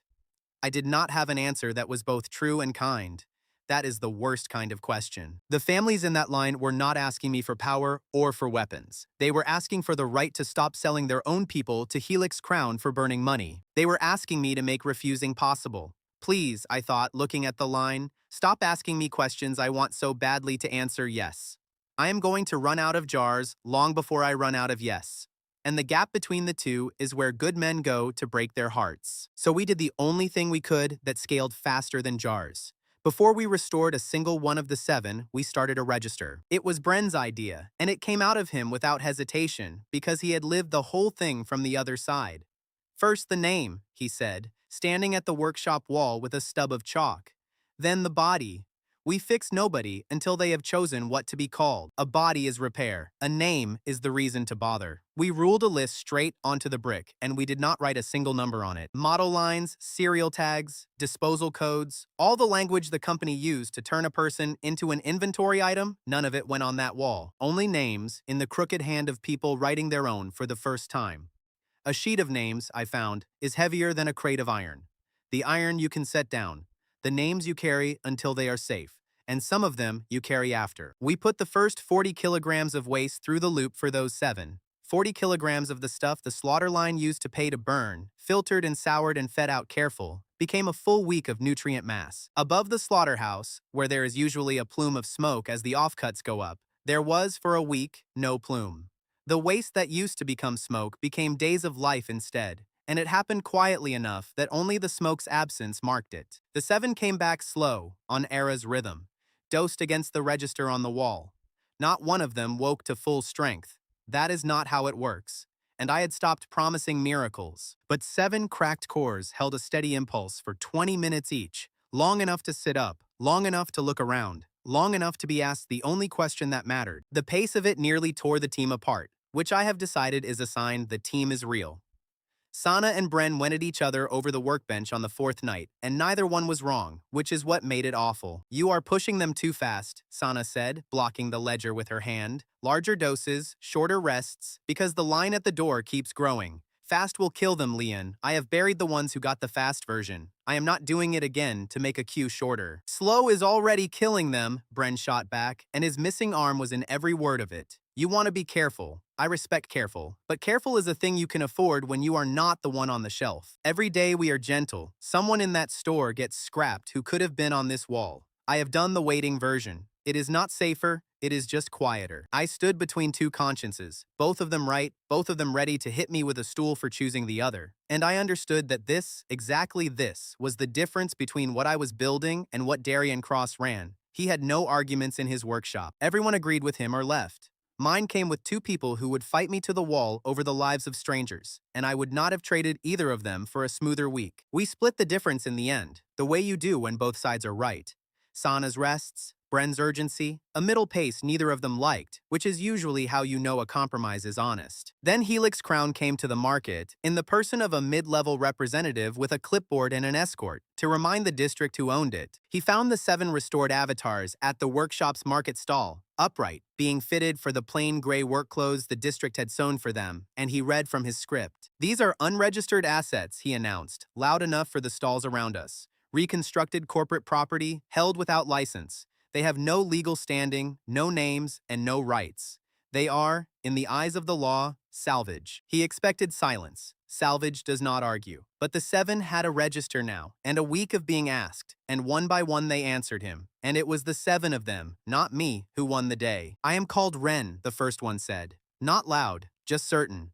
I am called Kesh, said the second one, and she held the representative's eyes the whole time she said it. Toma, said the third, and Seth, and a woman who had chosen Dalen, and one more, each of them naming themselves to a corporate representative who had come to erase them, until 7 plain names hung in the market air with 100 witnesses to hear them. The representative's script had no line for that. He could call one silent shell salvage.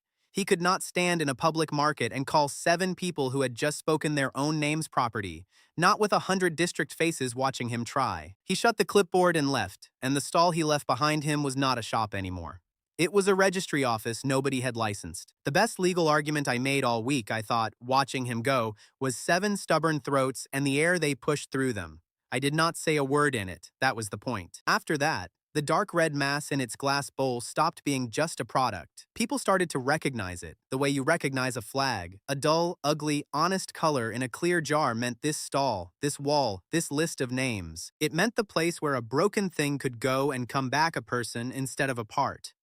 My brand, I will admit, smells genuinely terrible. There is no fixing that. But it is honest all the way down, which is more than the shining ampule in the tower could ever say for itself. And the district could tell the difference by the 4th week, even if they could not have told you why. The trouble with a symbol is that everyone wants to stand under it at once. The register on the wall filled faster than the jars on the bench, name after name added by hopeful families, until Santa stood back from the list one night and said the thing we were all avoiding. "We have more names than jars," she said, "far more. Every name we add is a promise, and we are running out of the one thing that keeps promises, which is supply." She was right. And a shortage of hope is a crueler thing to run than a shortage of money. Money you can be honest about. Hope you have to ration in front of the people you gave it to. So I went out myself to reorder.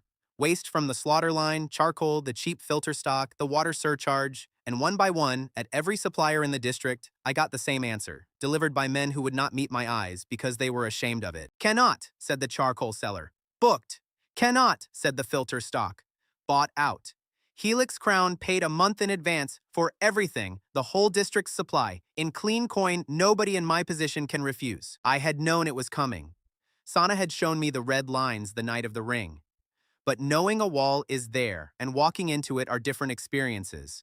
And I walked into this one at every door on the street until there were no doors left. The most expensive thing in the world, I thought, standing in an empty supply yard with a wall of names at my back and nothing to feed them, is garbage. On the exact day the rich finally understand it was never garbage at all. I had a register full of chosen names and a workshop that had, in 1 week, become the beating heart of a district that used to have none.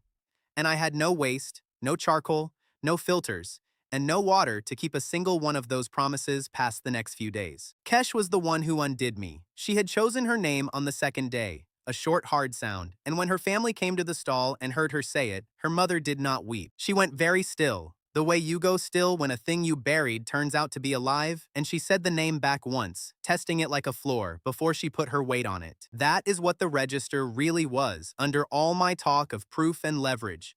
It was a room where a mother could say her daughter's name and have the daughter answer. Helix Crown had a word for Kesh, and the word was salvage. Line 7. Her mother had a different word, and now there was a book in the world where the mother's word was the one written down. Ren took to the work fastest. Within the week, she was helping dose the newer arrivals, steadier hands than half my trained technicians, and she had a way of talking a frightened core down that I could not teach, because it came from having been that frightened core herself. The restored made the best healers of the restored. Nobody argues a person back into themselves like someone who has walked the same road out. But every name we added pressed on the same wall. 7 had become a stall, the stall had become a movement, and the movement ran on waste, filters, and water that one man in a tower had already spent a fortune to corner. Bren said it plainest, the way he said everything now. We are making promises faster than we can keep them, and a broken promise in this district costs us the only thing we have, which is being the people who do not lie. So I went out myself to buy what we needed, and I met the wall he had built, door by door, in the faces of men who would not look at me because they were ashamed of the word no. I was still standing in that empty yard, doing the ugly arithmetic, when word reached me that a car had pulled up outside the cellar. A quiet, expensive, unhurried car, and that the man stepping out of it, alone, with no guards and no warrant and all the time in the world, had finally decided it was worth coming down the tower himself to meet the drainhole technician face to face. I had spent weeks bracing for Darian Cross to send men to break down my door. What he did instead taught me more about power than any beating could have. He walked in through it, alone, and sat down like the cellar was already his. No guards, no warrant, no raised voice. He set a slim folder on my workbench, smoothed it with one hand, and let me look at it. Contracts. Signed, sealed, already binding. The waste, the filters, the water, the charcoal, a month of every supply line the lower district ran on, all of it his by the time he ever descended the stairs. That was the lesson, and I turned it over the whole time he sat there. I had thought the danger was the door he might close on me. The real power was never the closed door. It was the road, bought quietly the day before, so that by the time I came looking to travel it, it already belonged to someone else. He did not have to stop me. He only had to own the ground I needed to walk. He smiled a small smile from the gallery, and I swear it was the smile of a man who had already worked out a way to bill me for the air in my own cellar. "You have built something interesting, technician," he said. "I will give you that freely because it is true, and because true things are cheaper than flattery. Your process keeps cracked cores alive at a fraction of our cost. That is not nothing. That is, in fact, a great deal." Then he made his offer, and it was so reasonable that it took me a second to feel the knife inside it. "Hand me the girl and the process," he said. "The A7 unit and your method documented in full. In exchange, I keep you employed. A good wage, a clean lab, no more sewers.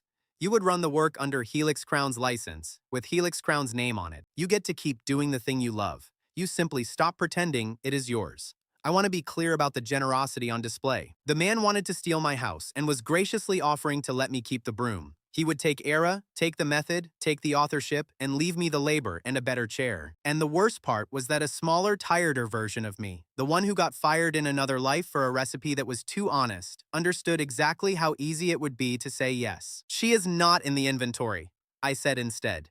"Ira, she is not an A7 unit, and she is not a process I own. So I could not hand her over even if I wanted to, because she does not belong to me to hand. She belongs to herself. You would have to make your offer to her, and I do not think you will like her filing system. Even if," I added, "the inventory in question currently looks a great deal richer than I do." It was, financially, an idiotic thing to say. I had no supply, no money, a 72-hour problem I did not yet know about, and a man across my bench offering to solve all of it. Turning him down was the stupidest business decision available. It was also the only human one, and across the cellar, I saw Ira, in the shadows by the pipes, go very still because she had heard a man refuse to trade her for his own survival, in front of the enemy, without hesitating. Darian Cross closed his folder. He did not seem angry. Men like him do not waste anger on a technician. He simply stood and adjusted his cuffs and left me the contracts as a courtesy, so I could see every road he had already closed. The moment his car pulled away, the cellar came back to life, and it came back to work, because that is the only answer we had. He had bought the known roads. Fine. I have made a whole career out of the roads nobody else will walk down because they smell too bad to be worth guarding. I went to the slaughterhouse and I asked for the one thing Darian Cross had not thought to buy, because no sane person would want it. Stress nodes. The knotted glands a monster's body floods with panic chemistry in its last minutes, so foul and so unstable that even the burn crews handle them at arm's length.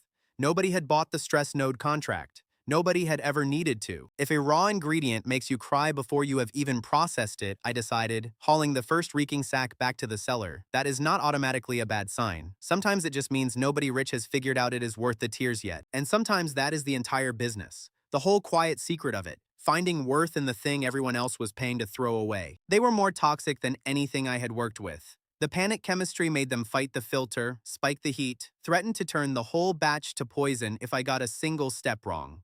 This was not gentle burn crate gland. This was the material was afraid of, which meant I needed Sana's heaviest filter, the big industrial cartridge she had built herself and guarded like a child. She looked at the stress nodes, and she looked at me, and she understood the risk faster than I could explain it. "If this filter bursts," she said quietly, "it does not just cost us a batch. It floods this cellar and the line downstream with concentrated toxin. My workshop, my home, the families on that water line. If it goes wrong, I lose all of it at once." She put her hand on the cartridge, and then she pushed it across the bench to me anyway. "Use it. But know exactly what I am putting on the table, because I am not going to say it twice. Every friend I have made in this life, I thought, expresses trust as a threat of total financial ruin. It must be a regional dialect. I am starting to find it oddly moving. I did not know it then, but that was Sana staking her whole life on me, quietly, the way she did everything, and it would matter enormously later. In the moment, it just looked like a woman handing over a filter and daring me to be worth it. We ran the stress node slow, colder than cold, the filter working harder than it was built to, and I stood over it the whole time, ready to kill the batch at the first wrong smell. 15 kilograms of the worst material in the district gave up 2 usable portions of mass. Only 2. A terrible yield, a dangerous process, and 2 jars at the end of it. But 2 jars meant the workshop had not stopped. Darian Cross had bought a month of every road I was supposed to need, and 36 hours later, I was still producing, off a resource so vile he had not bothered to lock it up. "You bought the road," I said, to the empty air where his car had been, setting 2 dull jars on the bench. "You did not buy the whole smell around it." Nobody ever thinks to buy the smell. That is where people like me have always lived. I will not be putting the smell in the advertising, mind you. Some honesty is bad for business. He answered the 2 jars faster than I expected, and he answered them the way he did everything, from a desk with a document. A notice came down to the district by official channel, stamped and legal, and quietly devastating. In 72 hours, it read, all unregistered reconstructed models within the lower district would be seized as unlicensed corporate property, pending inspection. 72 hours. He put a number on it, precise as a scalpel, and he delivered it in a way that made the hours sound like something he personally owned and was choosing to lend me. The 7 names on my wall, Ren and Kesh and Toma and the rest, were about to stop being people and go back to being salvage, by law, on his schedule. And that changed the shape of the whole fight, because I finally understood I was not solving a supply problem anymore. 2 jars off a stinking gland did not matter if the law could walk in and crate my people regardless. I could out-scrounge him forever and still lose because he had stopped fighting me over materials and started fighting me over the word registered. Craft could not answer a legal seizure. Only status could. So I did the thing I do when the problem gets too big to hold in my head. I put it on the wall. I took a stretch of clean brick and I started to map it, all of it, the whole hidden shape of what we had become. The slaughterhouses and what each one wasted, the filter stock and who still had any, the water lines, the families, the 7 names, and the 23 lids I had not yet opened. The 72 hours, in red. It was, I realized, standing back from it, no longer a hideout. It was a network drawn on a cellar wall, a whole supply chain and a whole population, and if the wrong person ever photographed that brick, it would hang every one of us. My revolution now looked exactly like filthy, blood-spotted accounting, and I had never been prouder of a stained wall in my life. Ira came to stand beside the map while I worked. Her core had been running strong lately, strong enough that I had felt the feedback getting sharper, a harder bite up my arms every time she pushed. I had not told her that. I had told myself I would deal with it later, which is what a man says right before a thing deals with him. "There is no time," she said, reading the red on the wall, reading the 72 hours the way she read everything, without flinching. "Whatever your link does, whatever it costs, use it. Push me harder. If going faster saves those 7 names, then go faster. I am telling you to." It was a brave thing to say, and it was the exact wrong thing, and my whole tired body knew it before my mouth could argue. When a courageous person stands in front of you and says, "Push me harder," the coward part of your brain has a duty to at least squeak in protest. Mine squeaked. I ignored it because the clock was red and the names were real, and she had asked. The 2 stress node jars were not abstract. One went straight into a shell a family had carried in that morning, a boy the register listed as Pell, whose core had been sliding for a day. The dose caught him at the very edge, and his sister, who had not spoken since they arrived, put her hand flat on the glass of his tank and left it there like she was holding a door shut against the dark. That is what the 72 hours actually meant, not a legal abstraction. Pell, and his sister's hand on the glass, and the fact that if the crews came before I could get him registered, the law would walk in and crate a boy she had just gotten back. Darian Cross had turned a clock into a threat against every name on my wall at once, and I had 1 jar left and Era beside the map telling me to spend her to go faster. The temptation was not subtle. One hard push through the direct contour, and she would be strong enough to matter in whatever came, and the borrowed strength would flood me, and Pell would be safer, and the clock would hurt a little less. Every argument for it wore the face of a person I was trying to save. That is how the trap was built. Darian did not tempt me with greed. He tempted me with other people's need, which is the only bait a man like me will ever actually bite. Save Pell. Save the 7. Save the district. And to do it quietly, use the one person who had asked me not to. I told myself I would do it just this once, just enough, just carefully. Every disaster I have ever known was wearing that exact sentence when it walked in the door. And Ira, who could not see what the link took out of me because I had never once let her, stood there and told me to hurry, believing she was offering strength and not knowing she was offering pain. That, I would learn very soon, was the mistake. Not a supply mistake, not a legal one. A human one. The kind Darian Cross had been pushing me toward from the start, betting that a good man in a hurry would reach for the one tool he had sworn never to use. I looked at Era and at the red hours, and I decided to go faster, and I let myself forget, for one dangerous night, exactly whose body was going to pay the bill. 72 hours does terrible things to a careful man. I had spent my whole life being the one who said slow down, measure twice, let it rest. And there I was at the calibration rig at 2 in the morning, telling myself I could push Era through one fast cycle, just one, to get her strong enough to matter before the confiscation cruise came. Just one fast cycle. I have since learned that the phrase just one fast cycle is the exact sentence a disaster wears when it wants to get past a smart man's guard. It sounds so modest. It is never modest. I ran the contour hotter than our rule allowed and pulled harder than I ever had. And it worked, which was the horror of it. Her impulse surged, her output climbed, and up my own arms came a rush of that borrowed strength. My tired body suddenly flooded with power I had not earned, standing straighter, breathing easier, stronger than I had been in this whole broken life. For about 10 seconds, I felt magnificent. Then I heard the sound. The small, wrong, crystalline sound of her core doing the one thing I had sworn to keep it from ever doing again. Stop, Era said. Not a shout, worse than a shout. A flat, absolute command with real fear underneath it. Stop. Now. I killed the flow, too late for clean. The crack in her core had opened again, the first time since the tunnel, a hairline further than before, and she folded over it with her hand pressed to her chest and her breath coming in pieces. And I stood over her, strong, flushed with the strength her pain had just poured into me. And I have never hated my own body more than in that exact second. That is the trap, laid out plain. My reward and her injury were the same event. I got stronger precisely because she got hurt. The mechanic I had told myself was a maintenance loop was, when I stopped lying about it, an engine that ran on her, and a good goal. A wall of names, 72 red hours, none of it changed what the engine actually was. She pushed my hands away when I reached for her, and then she said the thing that I will hear for the rest of my life, quiet and clear and true. You did not sell me, Era said. She got herself upright against the bench, refusing help, refusing to make it easy. I heard you refuse to sell me, to his face, and I believed you. But look at what you just did. You did not sell me to Helix Crown. You just learned how to take from me a different way. A kinder-sounding way, that is all. You found a version of it that lets you keep thinking you are the good one. I opened my mouth to say it was for the 7, for the district, for the clock. And I closed it because that was exactly the sentence every owner in that tower would have said. And she knew it, and I knew it, and the room had gone silent enough to hear a jar of my basement soup drip. There is a special cruelty in an ally who is completely right.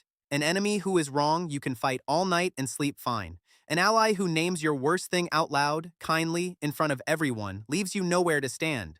I had wanted her to be grateful. She had decided to be honest instead, and it was a far greater gift, and it hurt like a burn. So I did the only thing that could begin to answer it. I did it out loud, in front of the whole team, because a promise made to yourself in the dark is a promise you can quietly break in the dark. New rule, I said, loud enough for Sana and Bren and the shift technicians to hear. I do not touch the direct contour again without her word. Not to hit a deadline, not to save a life. Not if the whole cellar is on fire around us. If the only way to save everyone is to use her like a battery, then that is not a way I will take, and you all just heard me say it, so you can all stop me if I forget. Announcing your own restrictions in public, I have found, is the single best way to make sure you do not sneak off and betray them at 3 in the morning.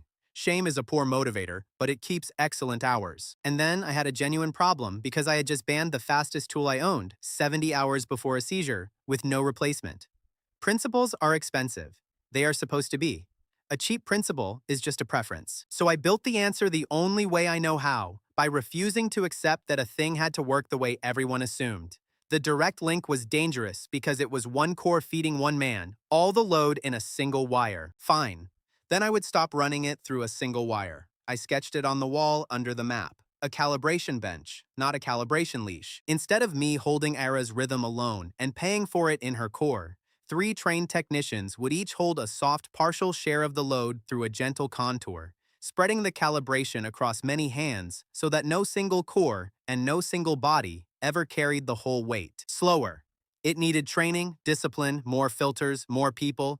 It would never give me that intoxicating 10 seconds of stolen strength. Good. That was the point. I have invented, I thought, sketching it out, collective nervous system discomfort, distributed evenly among volunteers. Somehow this is progress. My old life did not prepare me for the sentence. Somehow this is progress, and yet here we are. We tested the bench 2 nights later, on one of the 7, with 3 shift technicians sharing the rhythm, an era not wired into it at all, standing outside the circle for the first time, just watching. The cracked core came up slow and held, stabilized not by one exhausted man, but by a ring of ordinary hands taking turns. Sana watched it hold, and she put the whole meaning of it into one sentence, the way she does. So, she said, she is not a battery after all. She is the center of a circle. She was never the wire. She was the thing the wire was for. Sana Rowe can take a technical schematic and turn it into a verdict on my character. It is an upsetting talent, and she uses it constantly, and she is always right, and I keep her close specifically so that she will keep doing it to me. Ira came and stood beside me while the circle worked without her. Her core was quiet, healing, off the load for the first time in weeks. I will stay, she said. She was watching the 3 technicians take their turns, watching a version of the work that did not run on her chest. I want to be clear that I am choosing it, but I am done being your fast path. If you need power in a hurry, you build a bigger circle, or you go without. You do not come back to me in my crack because it is quicker. Those are my terms. Take them, or I walk, and I will take my own name with me when I go. I will take them, I said. Every one of them. It cost me the best tool I ever had, and it was the smartest deal I have made since the first one she offered me in a tunnel. My great moral victory, I noted privately, amounts to a formal ban on getting the thing I most wanted the easy way. Growing up is a deeply unglamorous business. Nobody warns you that it mostly feels like being told no by your own conscience in front of your coworkers. I thought that was the hard part of the night handled. It was not.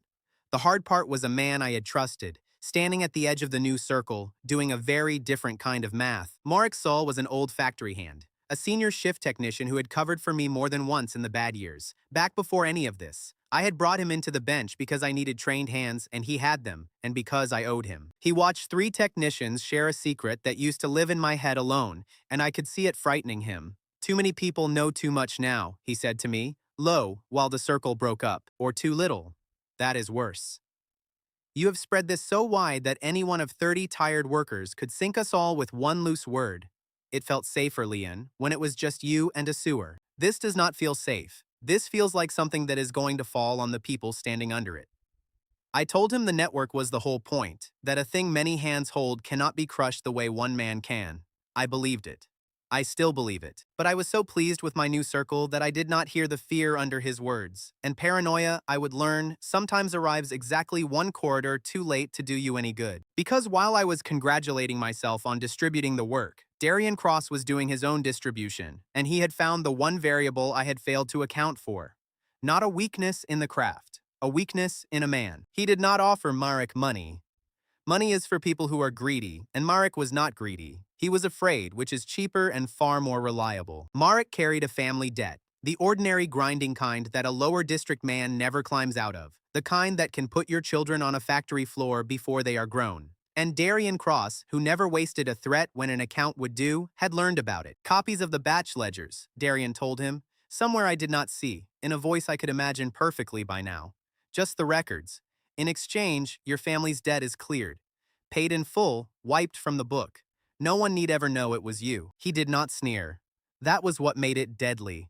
He laid it out like bookkeeping, one column against another, a father's fear on one side and a clean ledger on the other, and he let the arithmetic make the argument he was too smart to make himself. That is how the monopoly bought the poor, not with cruelty, with their own love, priced to move.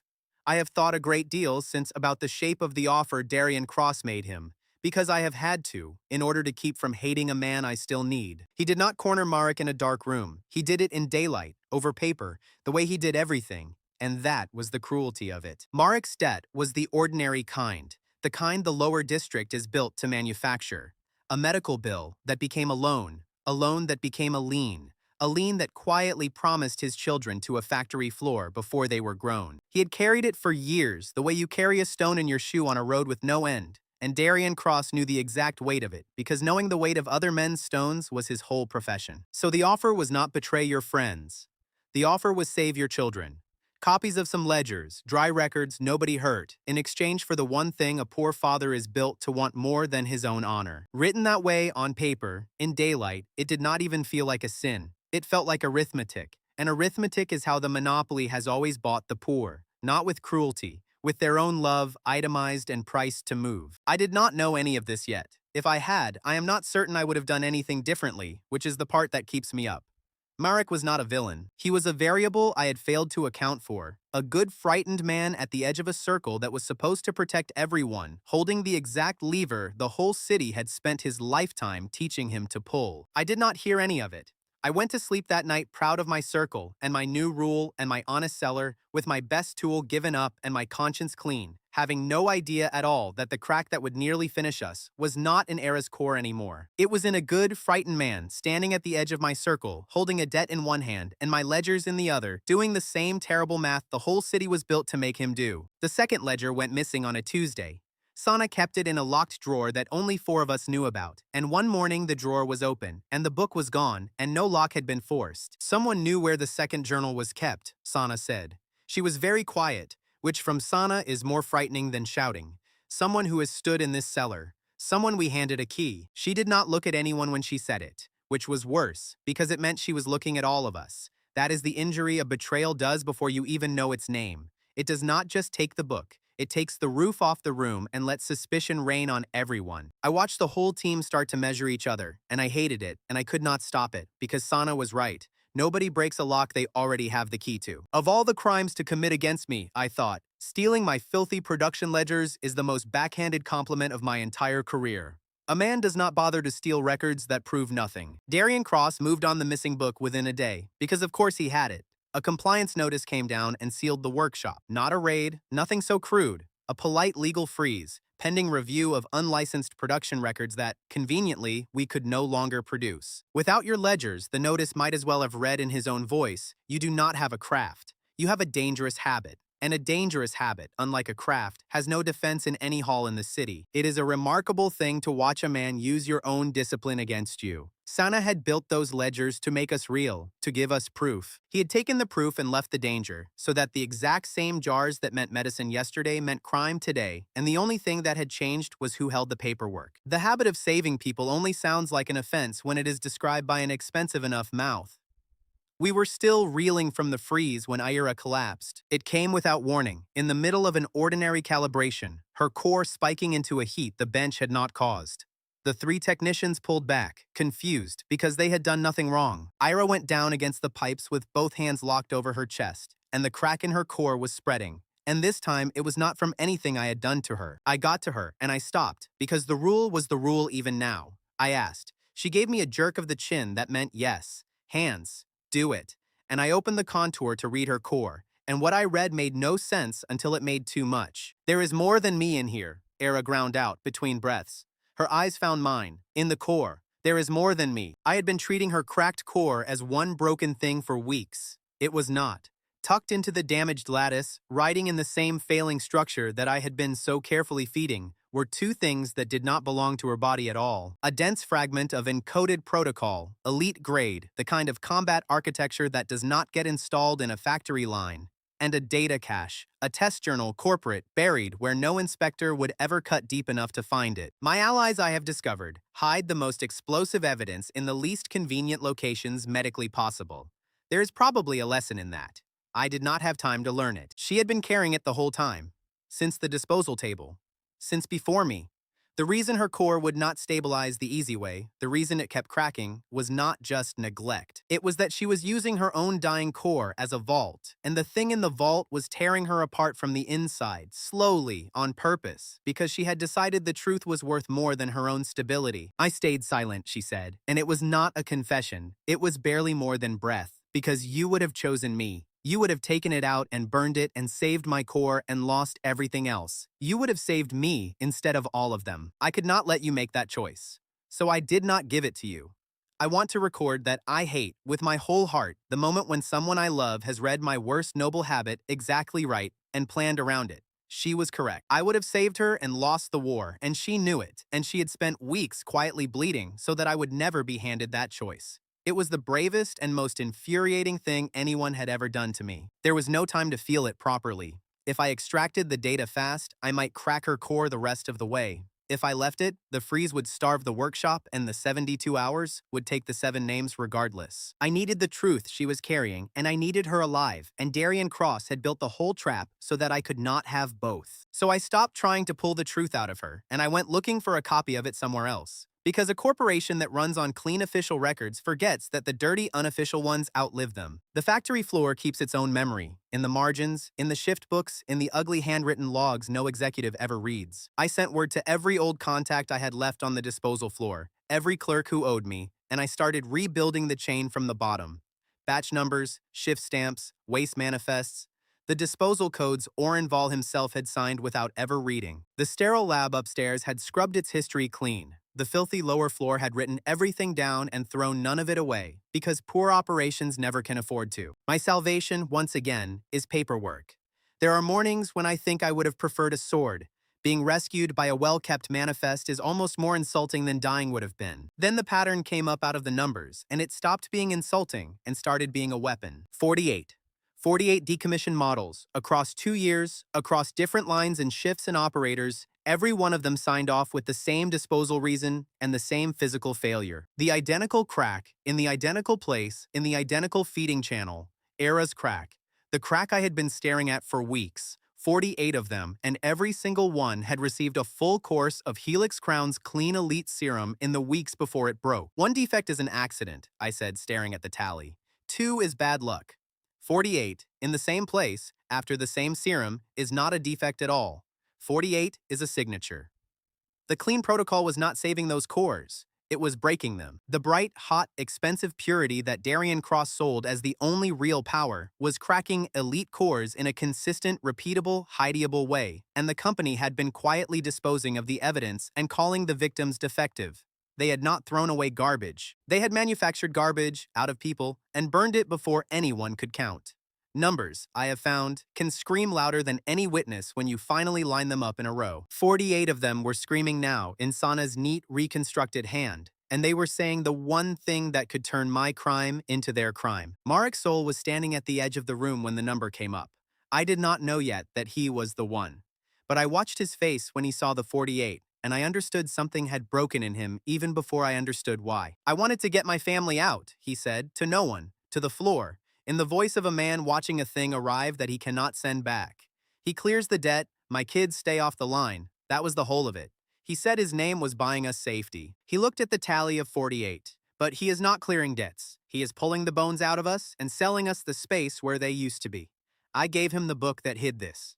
I helped him bury 48 people. Nobody said it was all right. Nobody in that cellar was going to hand him absolution because his fear had a sympathetic shape.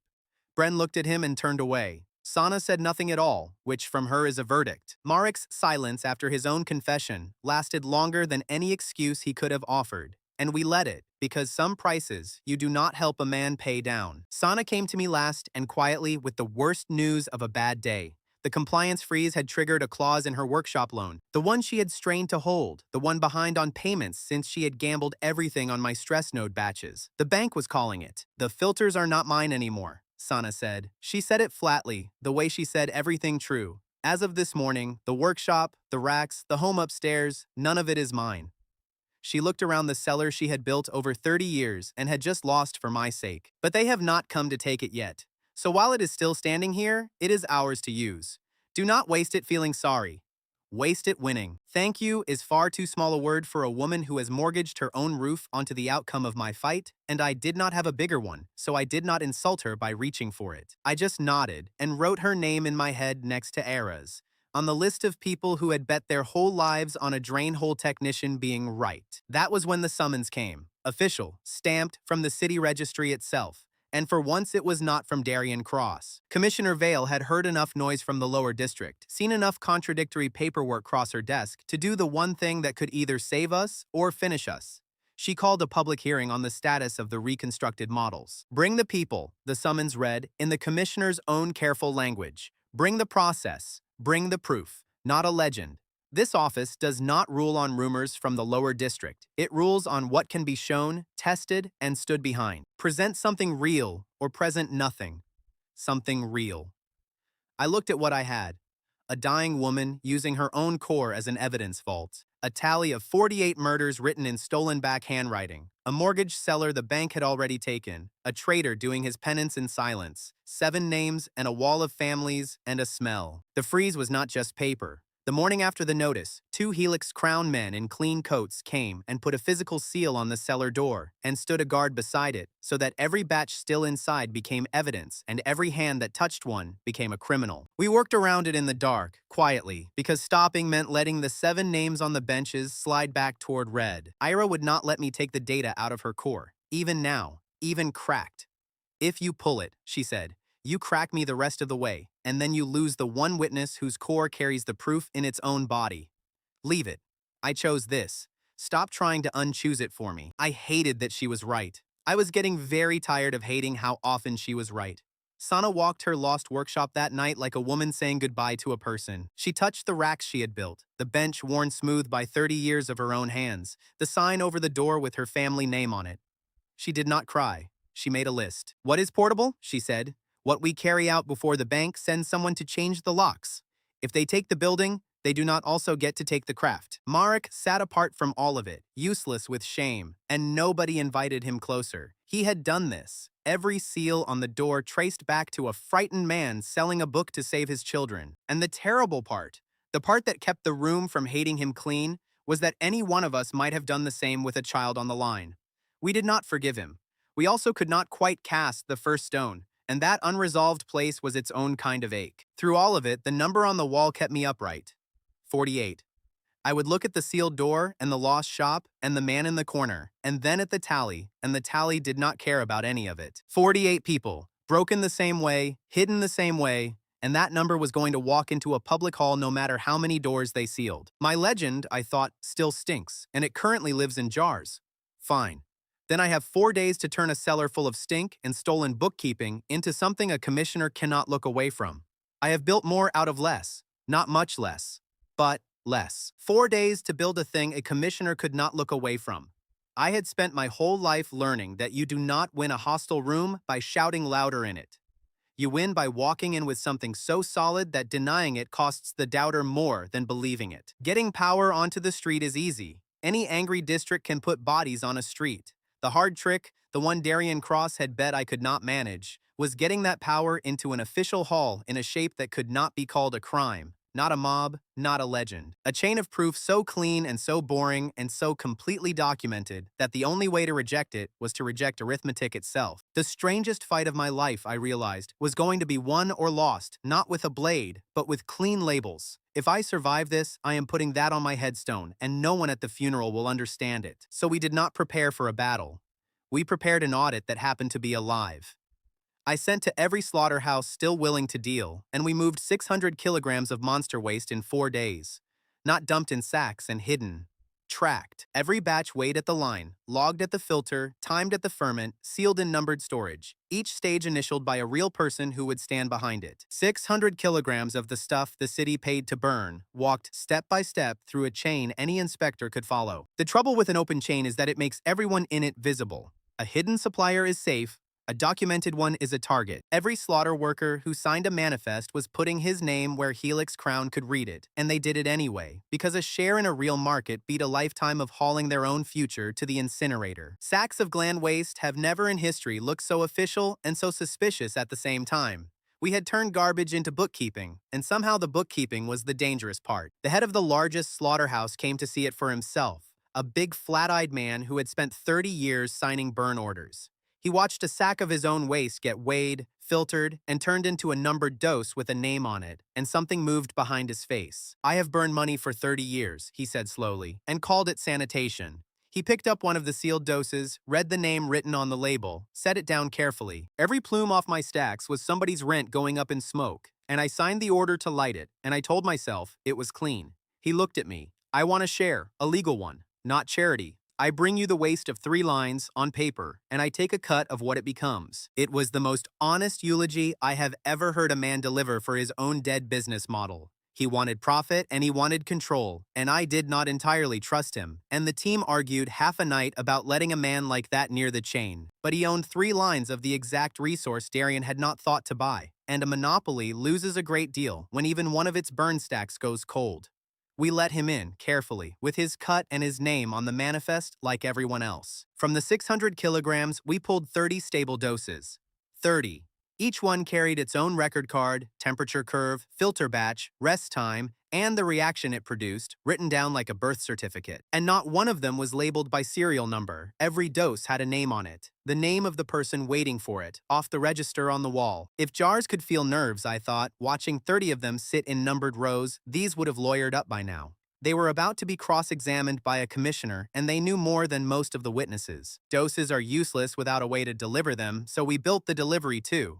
11 calibration benches, cobbled from salvage, each one a small circle of shared load instead of a single dangerous wire, and 3 rotating shifts of technicians, ordinary district hands, trained fast and rough on the method that used to live only in my skull. A bench without a trained person on it, Sana said, wrangling her third shift of nervous trainees, is just an expensive stool. Teach them right or unbolt the legs and admit we are selling furniture. She taught them right. She threatened them into competence the way she threatened everyone into everything, and they loved her for it, which is a mystery I have stopped trying to solve. Stools, at least, I offered, rarely explode, so we are already ahead of the corporate labs on safety. She did not laugh. She almost did.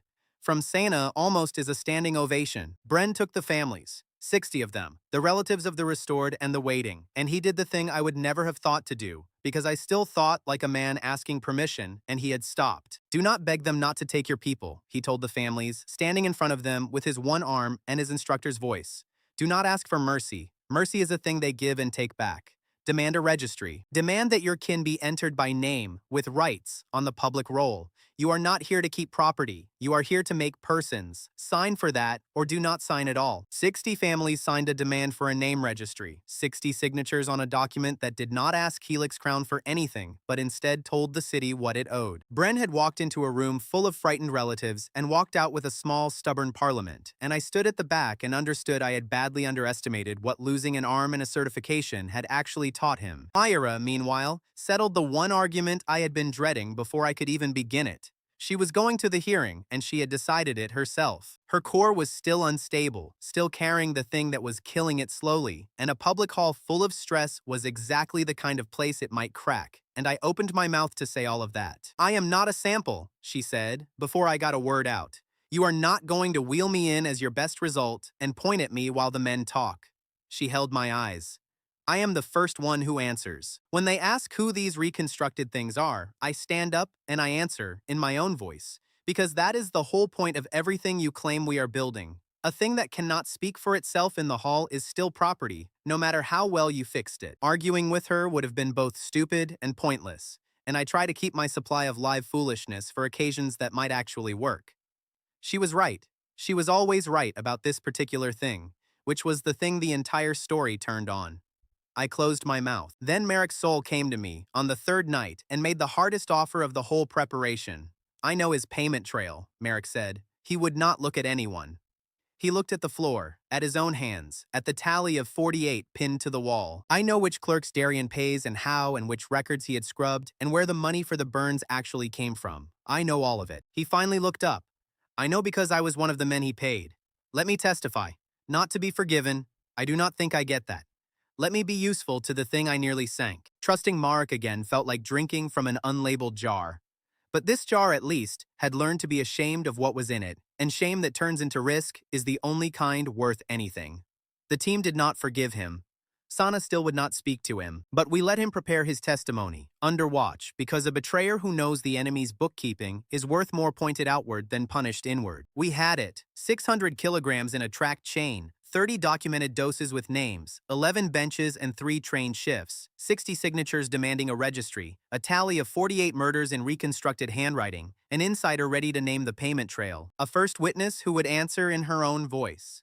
Everything I had built, dragged up out of the sewer and into the light where the enemy could finally see all of it at once, which was, of course, exactly what Darian Cross had been waiting for. I learned his final move later, from Marek, who had heard it while he was still on the inside. Darian was not going to argue about the craft. He had read the ground better than that. In that hall, he told his people, they will not be people. Legally, they will be unlicensed, reconstructed weapons, operating without registration in a civilian district. Not patience, not persons, arms. And the city does not grant rights to weapons. It confiscates them. It was a good trap. A cold, clean, bloodless trap. And I could hear him build it.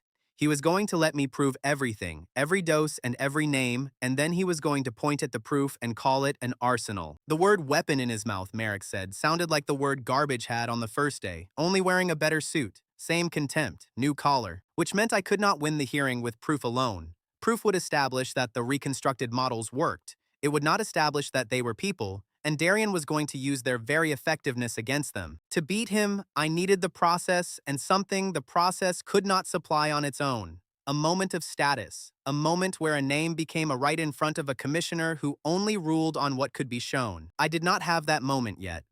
I had 4 days of work and a wall of numbers and no idea how a jar of basement soup becomes a citizen in the eyes of the law. On the morning of the hearing, the doors of the registry hall stood open, and Commissioner Vale's clerk read the rule of entry aloud to the crowd on the steps. Only those prepared to answer by name enter this hall, he called. Not by model, not by tag, not by owner. If you cannot or will not give a name and stand behind it, you wait outside. This is a hearing, not a display. A name as the price of admission.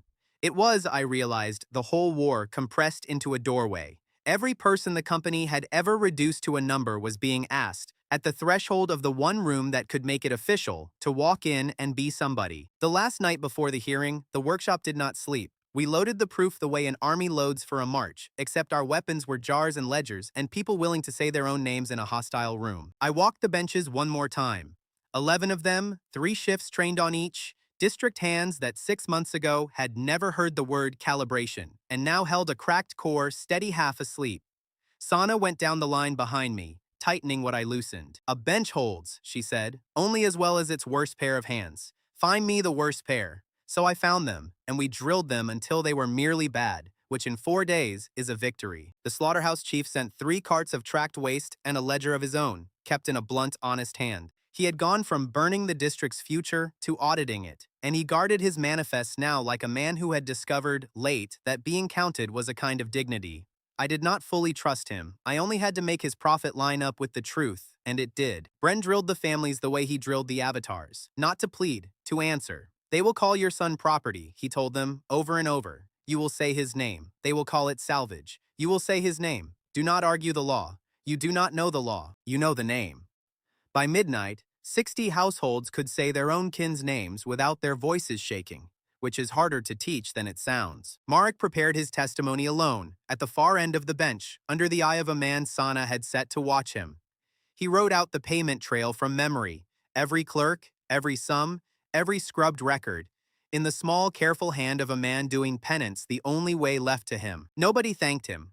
He did not seem to expect it. He wrote until the candle was gone, and then he wrote in the dark. Era did not prepare at all, and when I asked why, she looked at me like I had missed something obvious. I have been getting ready for this since the disposal table, she said. I do not need to practice being myself. I only need them to finally have to look at it. Then she went and checked the benches again, because she trusted her own steadiness and none of mine. I stood in the middle of all of it near dawn, the jars and the ledgers and the trained hands and the 60 rehearsed names, and understood that I had built, without ever quite deciding to, the one thing Darian Cross could not buy or seal or scrub. Not a weapon, not a secret. It was a crowd of people who could each say who they were, out loud, in the coldest room in the city, and mean every syllable of it. Standing on those steps, in a good coat that did not fit me, about to carry a wall of stinking honest jars into the cleanest room in the city, I found that I suddenly and violently missed the sewer. The tunnel never asked me to be respectable. It just asked me to be right. I straightened the coat I hated, looked at Era beside me with her cracked core and her lifted chin, and walked in to find out whether 4 days of proof could survive one afternoon of a man who owned the language. Commissioner Vale's hall was everything my cellar was not. High ceilings, cold light, a long bench of officials who had never once smelled a burn crate, and a public gallery packed to the rails because the whole district had come to see whether its people counted as people. I carried my jars up the center aisle and set them on the evidence table like a man laying out his own heart for inspection. Darian Cross did not wait for me to finish. He rose, smooth and unhurried, and delivered the sentence he had built the whole trap around. These are not patients, he told the bench. His voice filled the hall without effort. They are decommissioned combat models, reconstructed without license, operating in a civilian district. In law, that is a single category, and the category is not person. It is unregistered weapon. This hearing is not about mercy for the sick. It is about unlicensed arms in the hands of a factory technician, and the city does not grant rights to weapons. It confiscates them. If words could wear gloves, I thought, his would be sterile white, the kind you put on precisely so you never have to feel the thing you are handling. He had reduced 60 families and 30 names to a shipping label, in the cleanest voice in the room, and half the bench was already nodding. So I did not answer him with a speech. He owned speeches. I answered him with the thing he had spent a month trying to steal, which was proof. I did not come to argue, I told the commissioner. I came to show you a chain, and to let you check every link of it yourself. I set out the manifests. Here is the raw material, where it came from, weighed and signed. Here is the filter it passed through, and the person who built that filter. Here is the batch, with its temperature curve and its rest time. And here, I said, laying down the record cards, is the name of the person who held that batch in their core, and lived. The bench leaned in despite themselves. There is nothing in official trust like paperwork, and I had brought them a mountain of it, boring and exhaustive and impossible to wave away. For the first time in my life, a sack of documented waste looked more convincing than a tailored suit, and I watched Darian register that the room had started to read instead of listen. Vale is a careful woman. She did not take my word or his. Prove the stability, she said. Here, now, under observation. If these reconstructed models are as safe as your paper claims, show this bench a controlled hour. So we gave her the hour. 12 of the restored, wired to 11 benches, 3 shifts of district technicians holding the soft rhythm in turns, while a clock on the wall counted out 60 minutes and the whole hall watched for a single core to flare. It was the longest hour of my life, and it smelled of charcoal filters and other people's contempt. 12 cracked cores held a steady, level impulse for the full 60 minutes.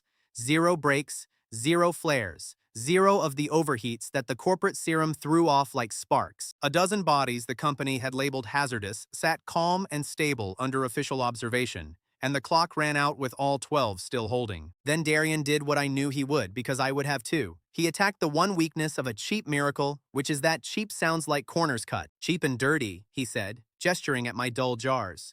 Made from slaughter waste in unlicensed premises.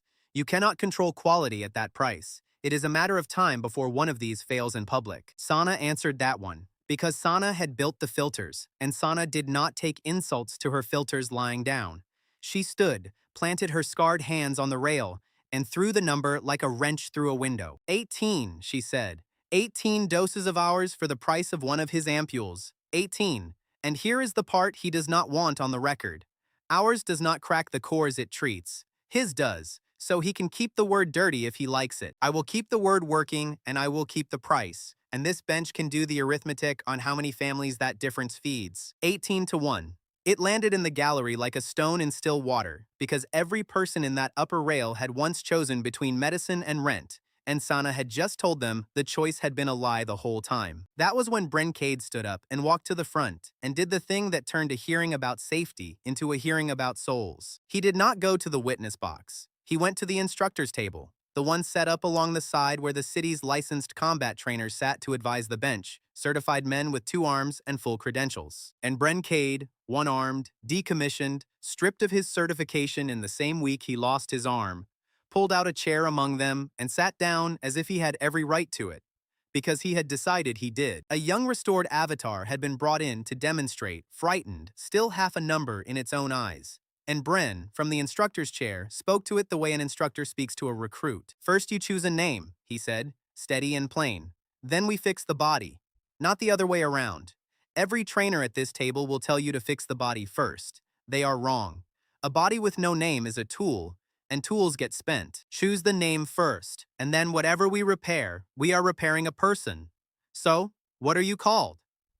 He sat there among the certified men, calm as a man who had always planned to declare war using nothing but a chair and a sentence, and the hall went silent. An emotional spectacle, Darian said into that silence, and I heard, for the first time all day, a thin crack of strain in his smooth voice.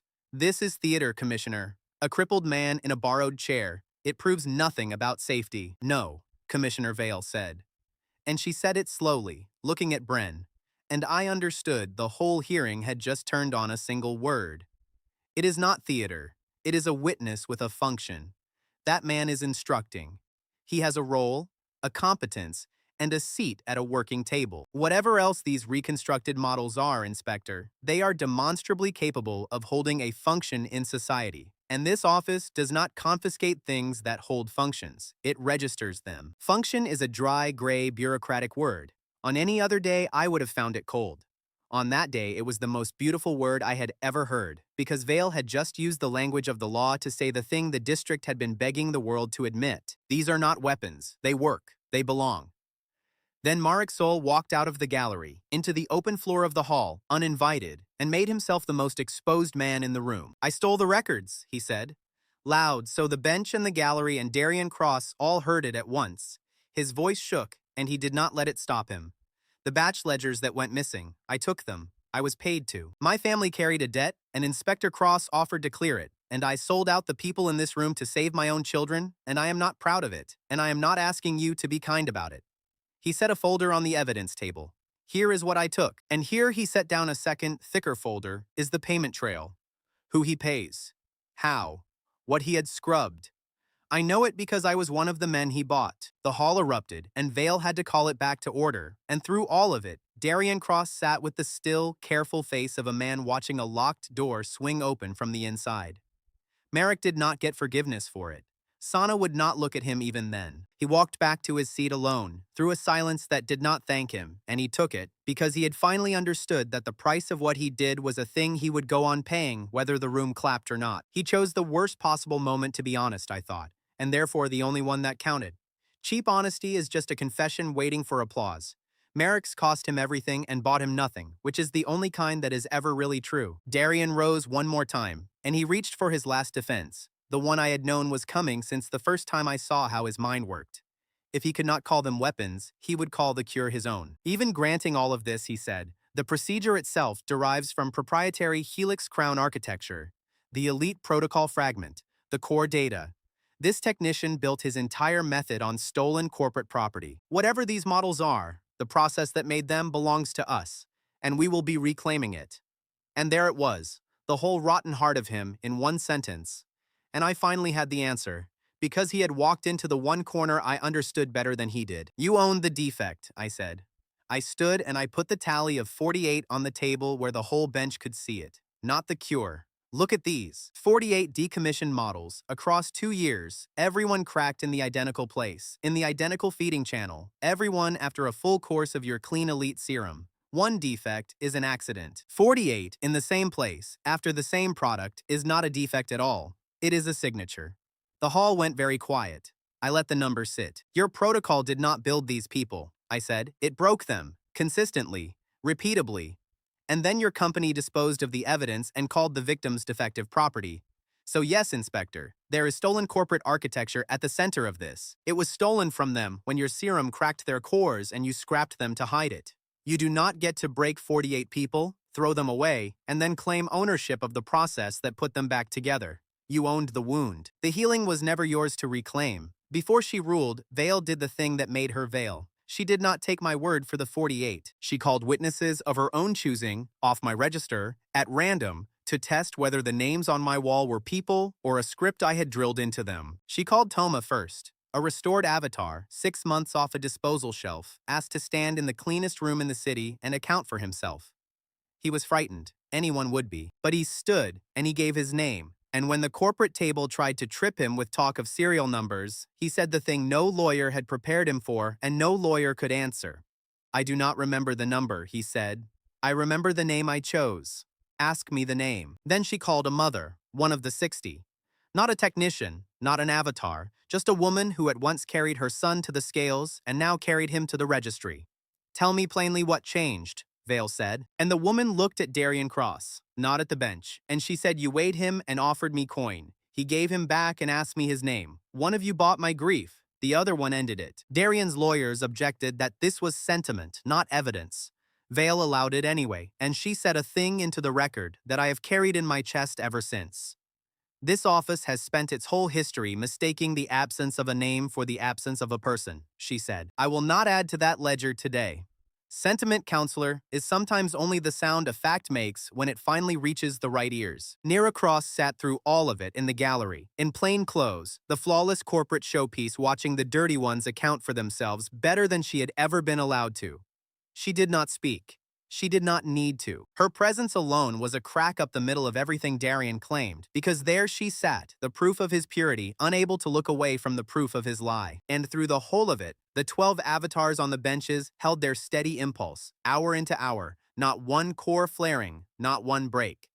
The proof did not shout. It simply refused to fail minute after minute, in front of a bench that had come prepared to watch it collapse. Steadiness is its own kind of argument, and it never once has to raise its voice. Commissioner Vale looked at the 48 for a long time. Then she looked at the 12 avatars still holding steady on the benches, and at Bren in the instructor's chair, and at the wall of 60 signatures, and she made the first ruling in the history of that hall that treated a reconstructed model as anything but salvage. 30 days, she said. Temporary authorization. This workshop operates in the open under full inspection, every batch recorded, every patient entered by name into a provisional registry. Not one hidden model, not one unnamed core. She fixed Darian with a flat official stare. And the question of ownership of the procedure, Inspector, is deferred pending investigation of these 48 disposals. Your claim does not get heard until that does. 30 days of freedom. It sounds almost like a holiday, if your idea of a holiday is being audited daily by the city while a monopoly sharpens its next knife. But it was 30 days more than we had that morning, and it came with the words provisional registry and by name attached, and those words were worth more than the time. I should have known Darian Cross does not lose. He converts. As the hall broke up, he gathered his folders with the unhurried calm of a man who has already retitled the fight, and he paused by the evidence table on his way out, close enough that only I could hear. Enjoy your 30 days, he said. He was not even angry.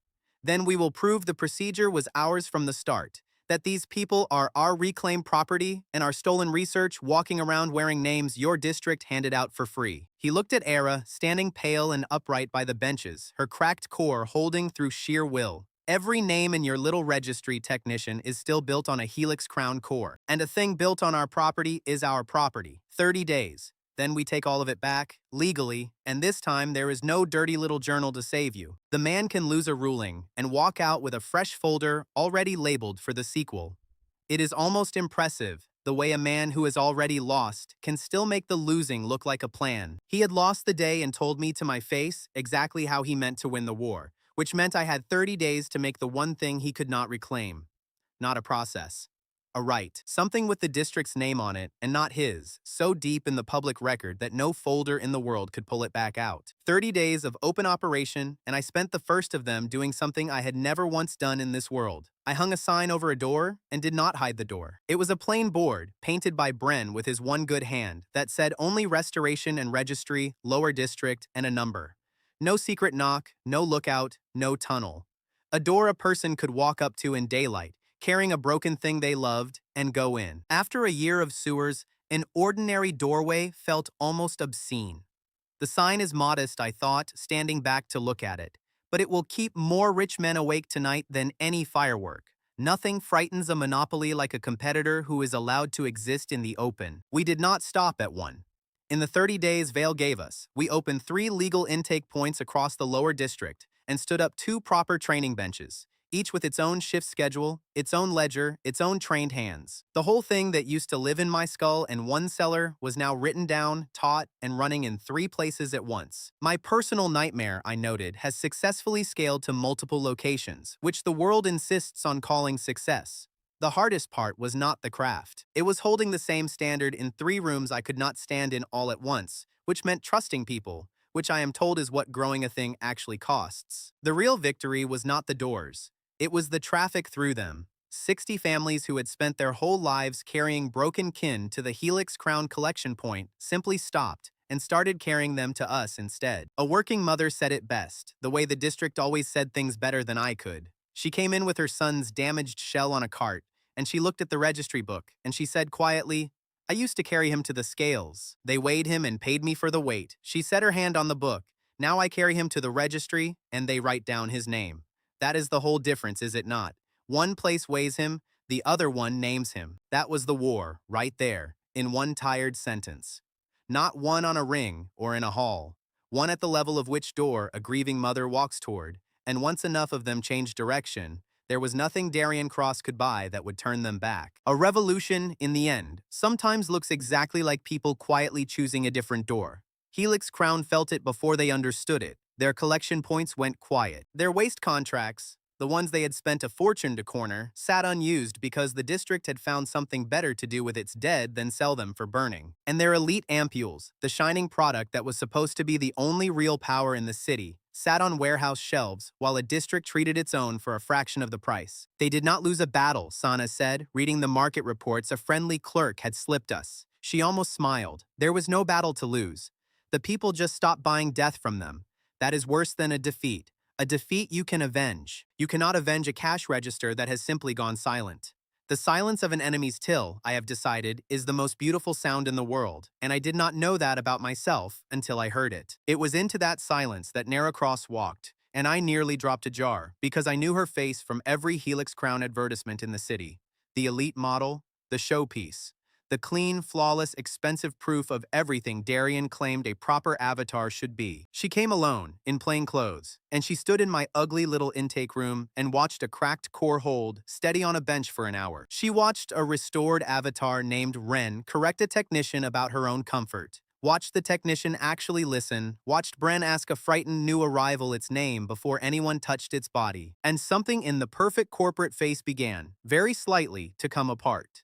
In the clean workshop, Nara said finally, not to me, barely to anyone, they never once asked me my name. She looked at the register on the wall, all those crooked chosen names. They built me flawless, full serum, perfect core, no crack anywhere. And they never asked me what I wanted to be called, because a flawless thing does not need a name. It only needs a function. She looked at Era. She has a crack in her core and a name on a wall. I have neither. And I am supposed to be the successful one. When an elite model stands in your basement operation and envies it, I thought, the world has broken somewhere important. I did not gloat. You do not gloat at a person discovering the cage they were told was a throne. Darian came for her, of course.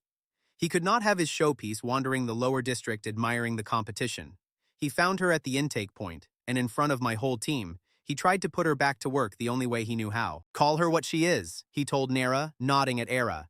Say it plainly, for the record, so this district can hear its own best result named correctly by a certified model. Call her defective property, call her salvage, call her garbage. Nara looked at Era for a long moment. Then she looked at Darian Cross, the man who had built her flawless and never once asked her name, and she gave him the one word he could not survive her saying. A witness, Nara said. That is what she is. She is a witness. And she said her own name, in a public hall, which is more than you ever let me do. I will not call her garbage.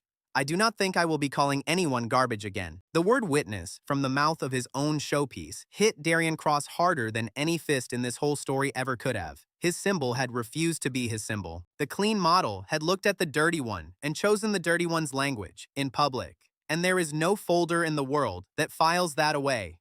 He left without another word, and he left with a great deal less than he arrived with. Nara did not go back to the tower after that. I never learned exactly what it cost her to refuse Darian Cross in public, and she never told me, but she did not put the corporate coat back on. She started coming to the intake points instead, quietly, watching the work, asking the restored their names, and actually waiting for the answers. She was not one of us.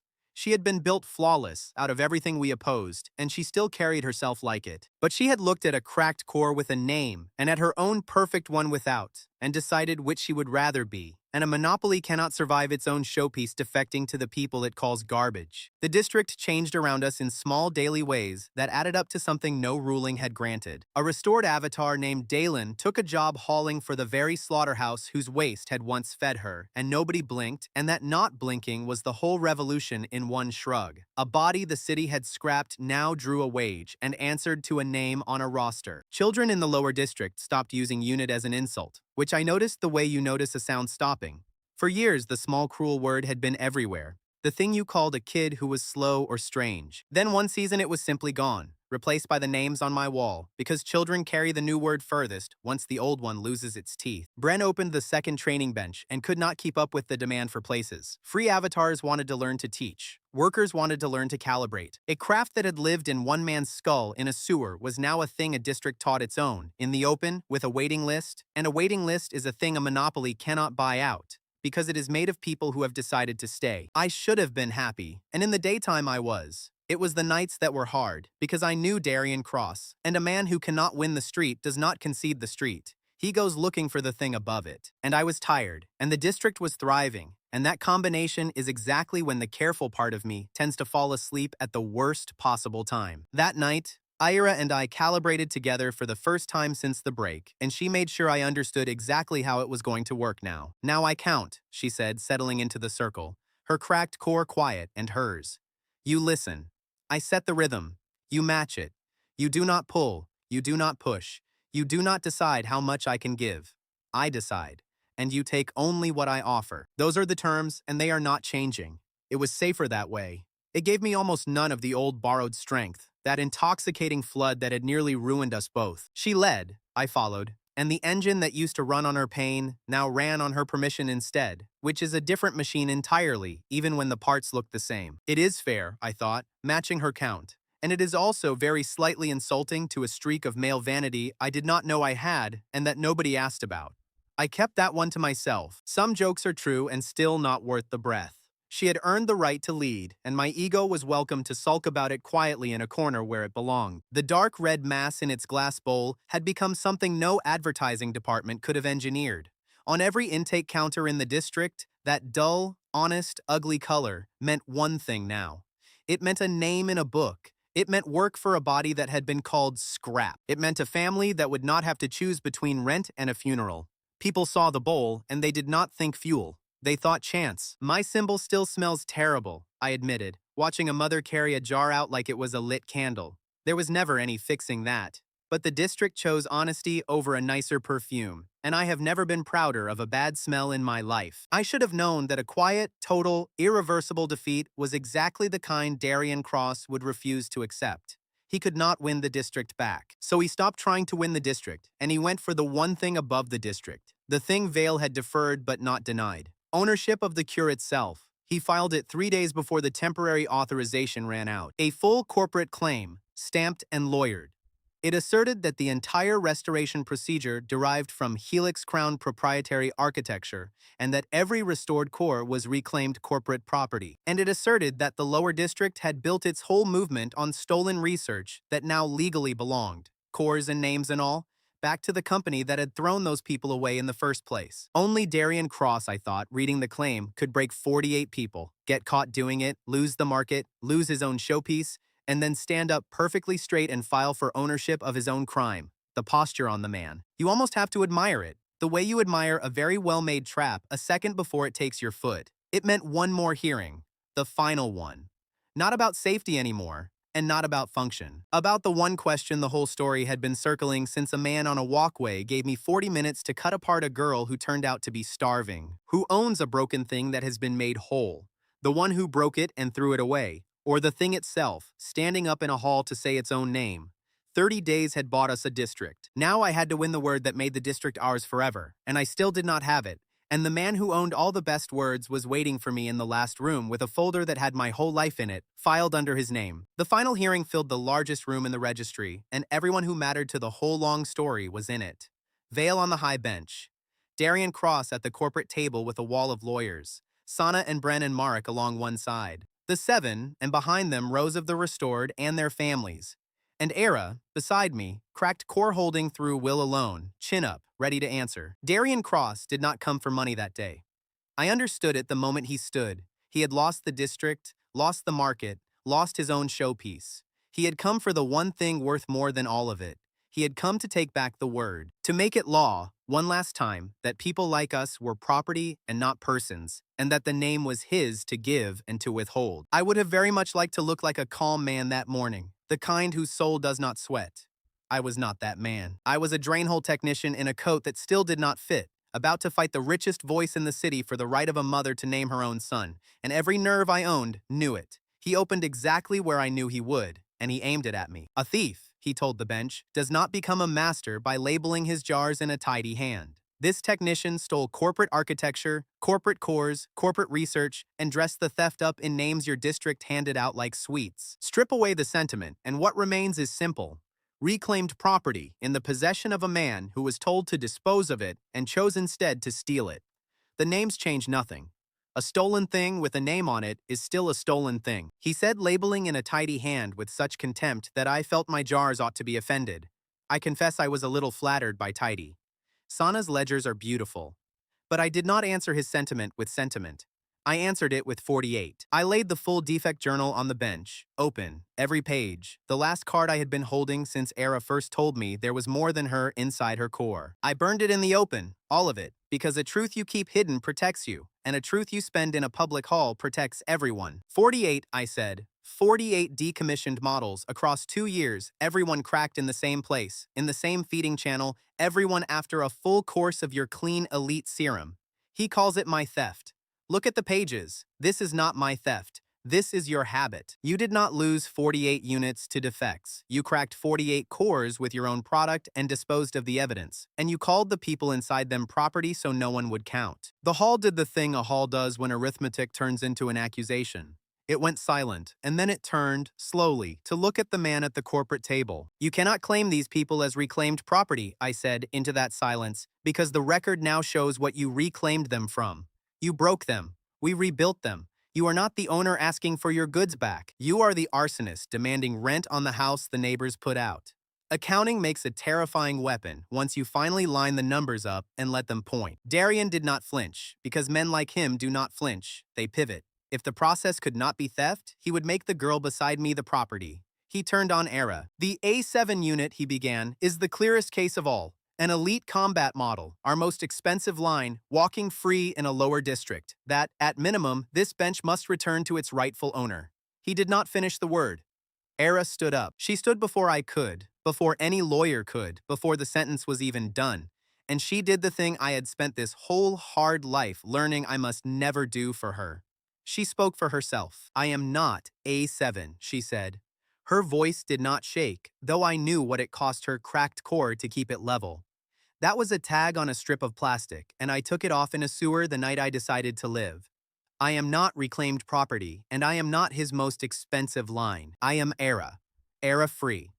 I chose the name myself, and I stay in this district by my own will, not because a technician holds a key, because he does not, he never set one. She looked at Darian Cross.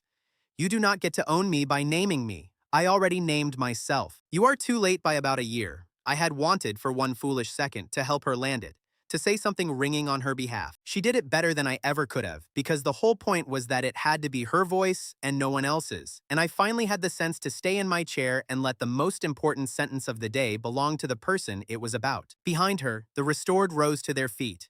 Not on command, because nobody commanded them anymore, but because she had risen. And that was enough. Ren stood, and Kesh, and Toma, and one by one the rest, until the rows behind Era Free were on their feet, each of them a person the company had thrown away, standing in the one room that could make them real. And Brencade set the weight of the district on the bench. 300 and more signatures, gathered across 30 days of open doors, families, and workers, and the restored themselves, demanding a public registry of reconstructed avatars. He laid the pages down in front of Vale, and he named them for what they were. This is not a mob, he said. He said it quietly, which from Bren lands harder than shouting. Do not let anyone in this room call it a mob. It is a queue. It is every person you refuse to name, standing in one line at last, asking for the thing you have withheld from them their whole lives. 300 people are not asking you for charity. They are asking you to write them down. That is all. Write them down. Commissioner Vale looked at the 300 names, and the standing restored, and Era Free, and the open journal of 48.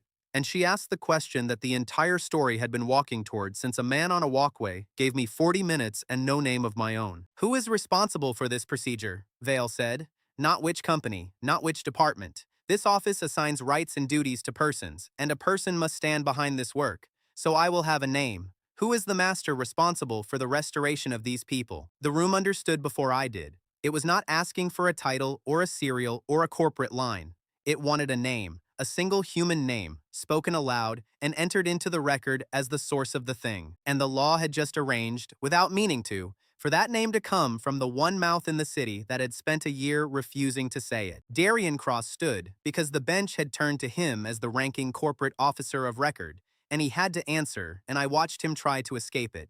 Technician number, he began, reaching for the tag, the label, the number, any word in the world except the one. And then he stopped. He looked at the standing restored, at the 300 names, at Era Free, who had refused to be his property in front of everyone, at Nera, his own flawless showpiece, sitting in the gallery having chosen the word witness over the word garbage, at Commissioner Vale, waiting, who would take a number from him and enter nothing, because a number is not a name and she had asked for a name. There was nowhere left to stand. He could give the bench the truth or give it nothing, and nothing would lose him the last shred of standing he had. And the truth was a single name he had spent a whole year proving he was too important to learn. The old me spent a whole working life in another world, wanting the people in charge to finally learn my name, certain that if they only said it, it would mean I had made it. The new me stood in that hall and understood that the name was never the prize. What they do to you after they say it is the prize. But I would be lying if I told you I did not want to hear it. I did. I wanted it so badly I was afraid to blink and miss it. Leon Vare, Darian Cross said. The whole hall heard it. He said my name, my actual name, in his clean, expensive voice. And then, because Vale was still waiting, and the law required the rest, he finished it. Leon Vare. His procedure is recognized as necessary to the city. He did not repent. I want to be honest about that, because it is the truest part of the whole thing. He did not become a better man, or a friend, or sorry. His face did not break the way Oren's had, or Nera's. He simply paid a price in the only currency a hall like that accepts, which is a name spoken into the record, and from a man like him, the name is the whole apology, and there will never be another. I did not gloat. The silence did more than any words of mine could have. A year ago, a man gave me 40 minutes and would not call me anything but the drain hole technician. Now the same man stood in the largest room in the city and said Leon Vare into the permanent record, and every person the company had ever reduced to a number heard their own future in it. Some victories are too big to shout over. You just let the room be quiet and let the name hang there and belong to everyone who was ever denied one. Vale entered it. Then she turned to me. The procedure is recognized, she said. The question is what you claim for it. Compensation, license, damages. Name your price, master technician, and this office will weigh it. I had thought about this moment since a night I spent at a cold cauldron with nothing left. And I did not ask for gold, because gold was a thing Helix Crown could always make more of, and hand me, and go on owning everything that mattered. I asked for the things they could not make more of. A license for the lower district, I said. Not for me, for the district. The legal right to repair, restore, and register its own broken avatars, in the open, forever. A public registry of names so that no reconstructed person can ever again be disposed of as an unnamed number. And open access to the monster waste of this city, at a fair posted price, so that what the elites burn can go on, feeding the people they burned it in front of. That is my price, not coin. The right to keep doing this after all of you have gone home. It was, I realized as I said it, both far too much to ask and nowhere near enough. And that is exactly how you know a price is honest. Vale waited. The corporate table objected and ran out of objections because Darian Cross had already said my name into the record and you cannot unsay a thing a whole hall heard. Granted, Vale said. Provisionally subject to inspection, but granted. Enter it. Darian gathered his folders one last time, and on his way past me, he did the thing I had learned to expect, because a man like him treats even his own defeat as a document to be refiled. This is not over, he said, low, only for me. The Central Board will hear of this. You have won a district. You have not won the company, and you have not won me. He almost smiled. Enjoy your registry, Leon Vare. No, I said. It is not over. And I found I could say it without any heat at all, because he had just handed me, in his contempt, the sweetest thing in the world. It is not over. It is the first line of the registry. That is not an ending, Inspector. That is a beginning with your signature on it. He left. Even his defeats, I thought, watching him go, are cut and pressed to look expensive. The man could lose his own head and file it as a strategic reduction in overhead. For a moment, nobody in the hall moved, because a thing had happened that most of them had waited their whole lives to see and did not have a ritual for. The name of a drainhole technician entered into the permanent record of the city at the forced hand of the man who had spent a year refusing to learn it. Ira Free stood through it without a flicker, but her hand found the edge of the bench, and I understood what she had spent holding herself upright and level in that room, with a cracked core carrying the proof of everything. She had walked in as evidence and would walk out as a witness, and the difference was the whole story, and she had paid for it in the only currency she had. Bren wept, which I had never seen. One arm and a face that had trained itself against hope finally letting go of the training. Sana did not weep. Sana wrote. She had brought the provisional registry ledger into the hall, and while the room was still catching its breath, she opened it and entered the first name in her neat, unhurried hand. Because to Sana, a victory that is not written down has not yet happened. The 7 were there, and behind them the restored who had come, and one by one, without being asked, they said their names again, to no one, to the record, to the air.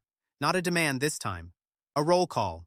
Ren, Kesh, Toma, Seth, Dallin. Each name a small stone laid on the grave of the word that used to fit them, until there was a wall of names where there had been a category. Even Merrick had a place in it, though nobody handed it to him.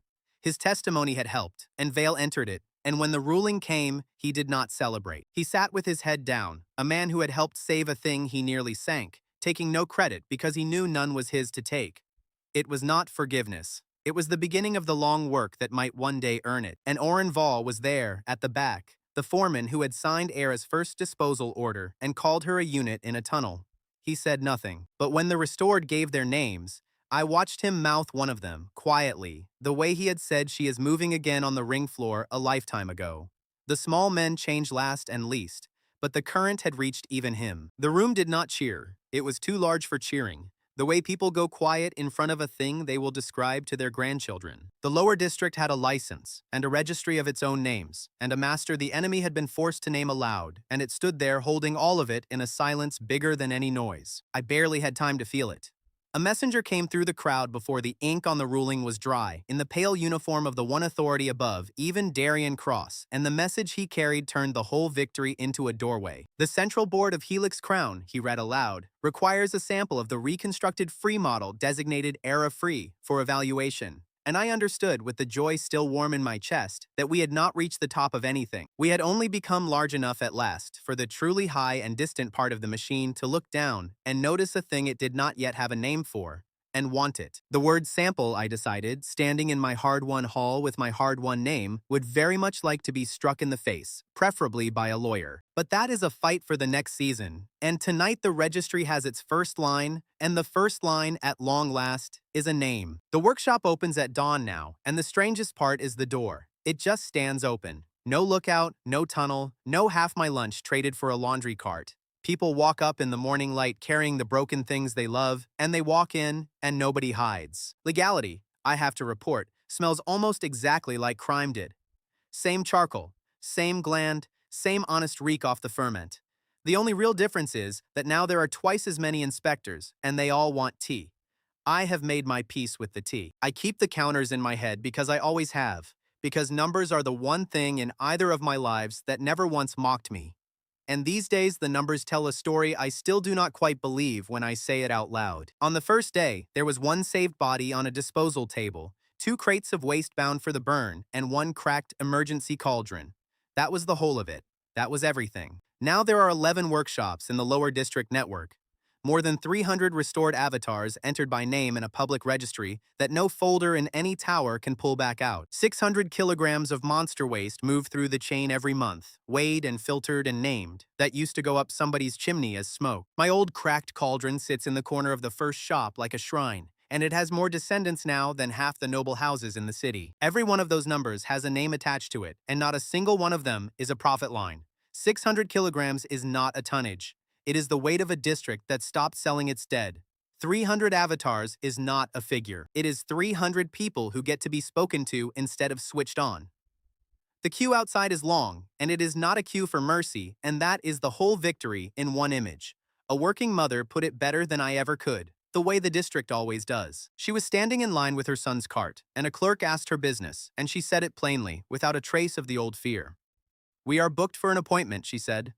Not a breakdown. We have a time and a name in the book. And she showed the clerk the page, her son's chosen name written down and waiting, an appointment instead of a disposal, and I had to go stand by the cauldron for a minute and be very busy with nothing. The most beautiful sentence in the world, I have decided, is a schedule. I spent 2 lifetimes chasing grand words, and it was a scrap of a timetable that finally undid me. The recognition I did not chase came anyway, and it came quietest of all. A worker came in one morning with an old face I knew. One of the men who had laughed on cue on the disposal floor the day Darian Cross gave me 40 minutes and no name. He had a damaged shell on a cart, his own brother, and he did not know how to look at me. "Master Leon," he said finally, the words awkward in his mouth, Would you look at my brother? Please, master, not drain hole technician, not the joke of the floor. A man who had watched me humiliated and said nothing now stood in my doorway and handed me his brother and my own title in the same breath, and there was no ceremony in it. No hall, no commissioner, just a frightened man giving me a name because he needed me to be worth it. The word master, I discovered, is far heavier when it comes from someone with hope in their hands than it ever was as an insult. Darian Cross said Leon Vare once, in a great room, forced to it by law. This man said Master Leon in a doorway because he chose to, and I am not sure which one finally buried the drainhole technician they used to laugh at. Both, maybe. The great one and the small one together. I looked at his brother. Of course I did. First the name, I told him, the way we tell everyone now. Then the body. Ira runs the training yard, and she does not stand on any pedestal while she does it. Helix Crown wanted her as a sample, a showpiece, a flawless thing under glass. She became the opposite. She teaches. She takes the newest of the free avatars, the ones just coming up on their names and their first steady rhythm, and she drills them hard. Stop looking at me, she tells them, every single session when they watch her instead of working. I am not the lesson. Look at your own rhythm, your core, your count, your breath through the crack. The day you fight by watching someone else is the day you are a tool again. Now again, from the top. Her students are more afraid of her than they ever were of the commission, which I am told is excellent pedagogy. Her core still needs care, still carries its old wound, and she still sets the rhythm herself and lets me take only what she offers, and that is not a limitation anymore. That is just how two people work who have decided neither one owns the other. Bren teaches the first lesson, always, the one that is not about bodies at all.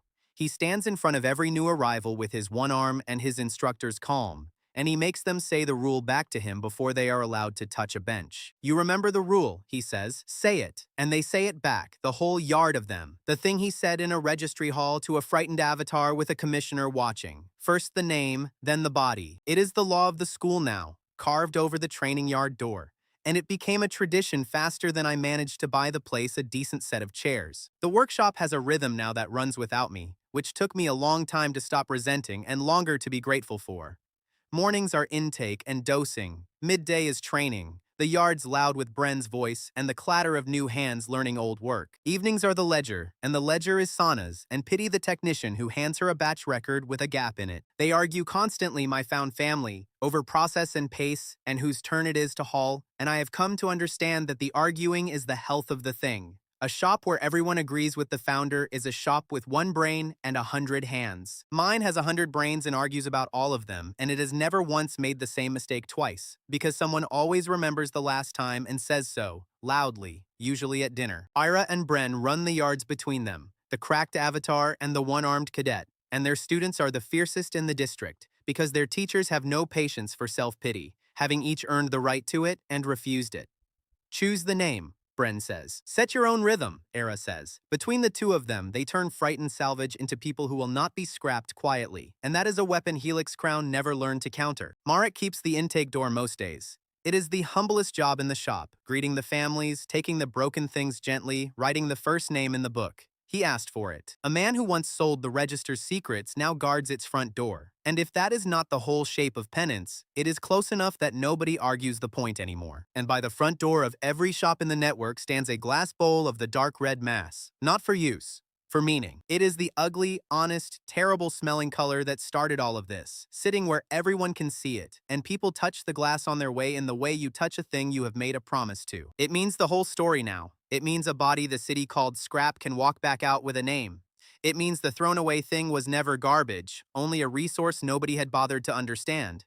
My symbol could smell nobler, I will admit. It could be a clean white flame or a nice bright banner. The district looked at all the options and chose the honest stink, and I have stopped arguing because they are right, the way they have been right about everything that mattered. I thought that was the end of it. A door that opens, a register that fills, a found family that argues over the dinner table and would each mortgage their roof for the others, which several of them have. I stood by my old cauldron on a good evening and let myself believe, for 1 hour, that the war was won and the next season could belong to somebody else. The world, of course, had other plans, and it delivered them by messenger, the way it always does. He came from the frontier, dust-stained, carrying a request that was almost an apology. There is an avatar out past the last supply line, he said, found in the deep frontier, Nothing like the factory models. They cannot dismantle it, and here is the strange part, Master. They cannot feed it either. No serum touches it, no mass we know of holds. Its core takes nothing anyone has ever made, and it is starving all the same. And someone out there remembered there is a man in the lower district who once fed a core everybody swore was dead. A core that cannot be fed. The words landed on me like a personal insult, professionally speaking, because feeding the unfeedable is the one thing I have ever been good at, and the frontier had just sent word that it had found the exact problem shaped to my exact life. I looked at the map on the wall, at the 11 shops, and the 300 names, and the long supply lines running out past everything I knew, to a place where a new, impossible thing was starving in the dark and waiting, whether it knew it or not, for someone fool enough to try. I thought about the numbers again, the way I always do, but that night I let myself think about the people the numbers stood in for. Sana, who had lost a workshop and gained 11, and who still corrected my optimism with her thumb every single morning. Bren, who taught the first lesson at every bench, the name before the body, and had more students than chairs. Marek, who came to work every day under a weight nobody lifted for him, and hauled crates until his back gave out, and asked for nothing. Forgiveness never arrived as a moment for him. It arrived as a habit, one honest day laid on another, which is the only way it ever really does. Ira Free, who stood on no pedestal, and terrified her students and set her own rhythm and stayed every day by her own will, with the crack still in her core and the proof still riding in it. I had learned to stop arguing with her about it. I had learned that loving a person and owning a person share a border, and the whole of my life now was staying on the right side of it. And the restored themselves, 300 and climbing, hauling and teaching and calibrating and living, drawing wages and answering to names, a whole class of people the city had once burned by the ton, now walking its streets with papers in their pockets. Yesterday, the lower district sold its dead. Today, it registers its living. That sentence is the entire war. And we won it not with a blow, but with a book. Darian Cross was still out there, and the central board above him, and now the frontier thing that could not be fed, and none of it was over.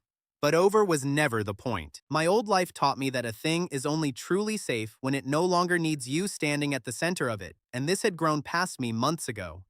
It would go on now whether I lived or not, and that is the only real victory a builder ever gets. I picked up the paddle and turned back to the mash because the morning intake was already forming a line at the open door, and a starving frontier core is a problem for the next season, and tonight the register still needed its next name written in. But I will tell you honestly, the way I have told you everything, I was already itching to see it.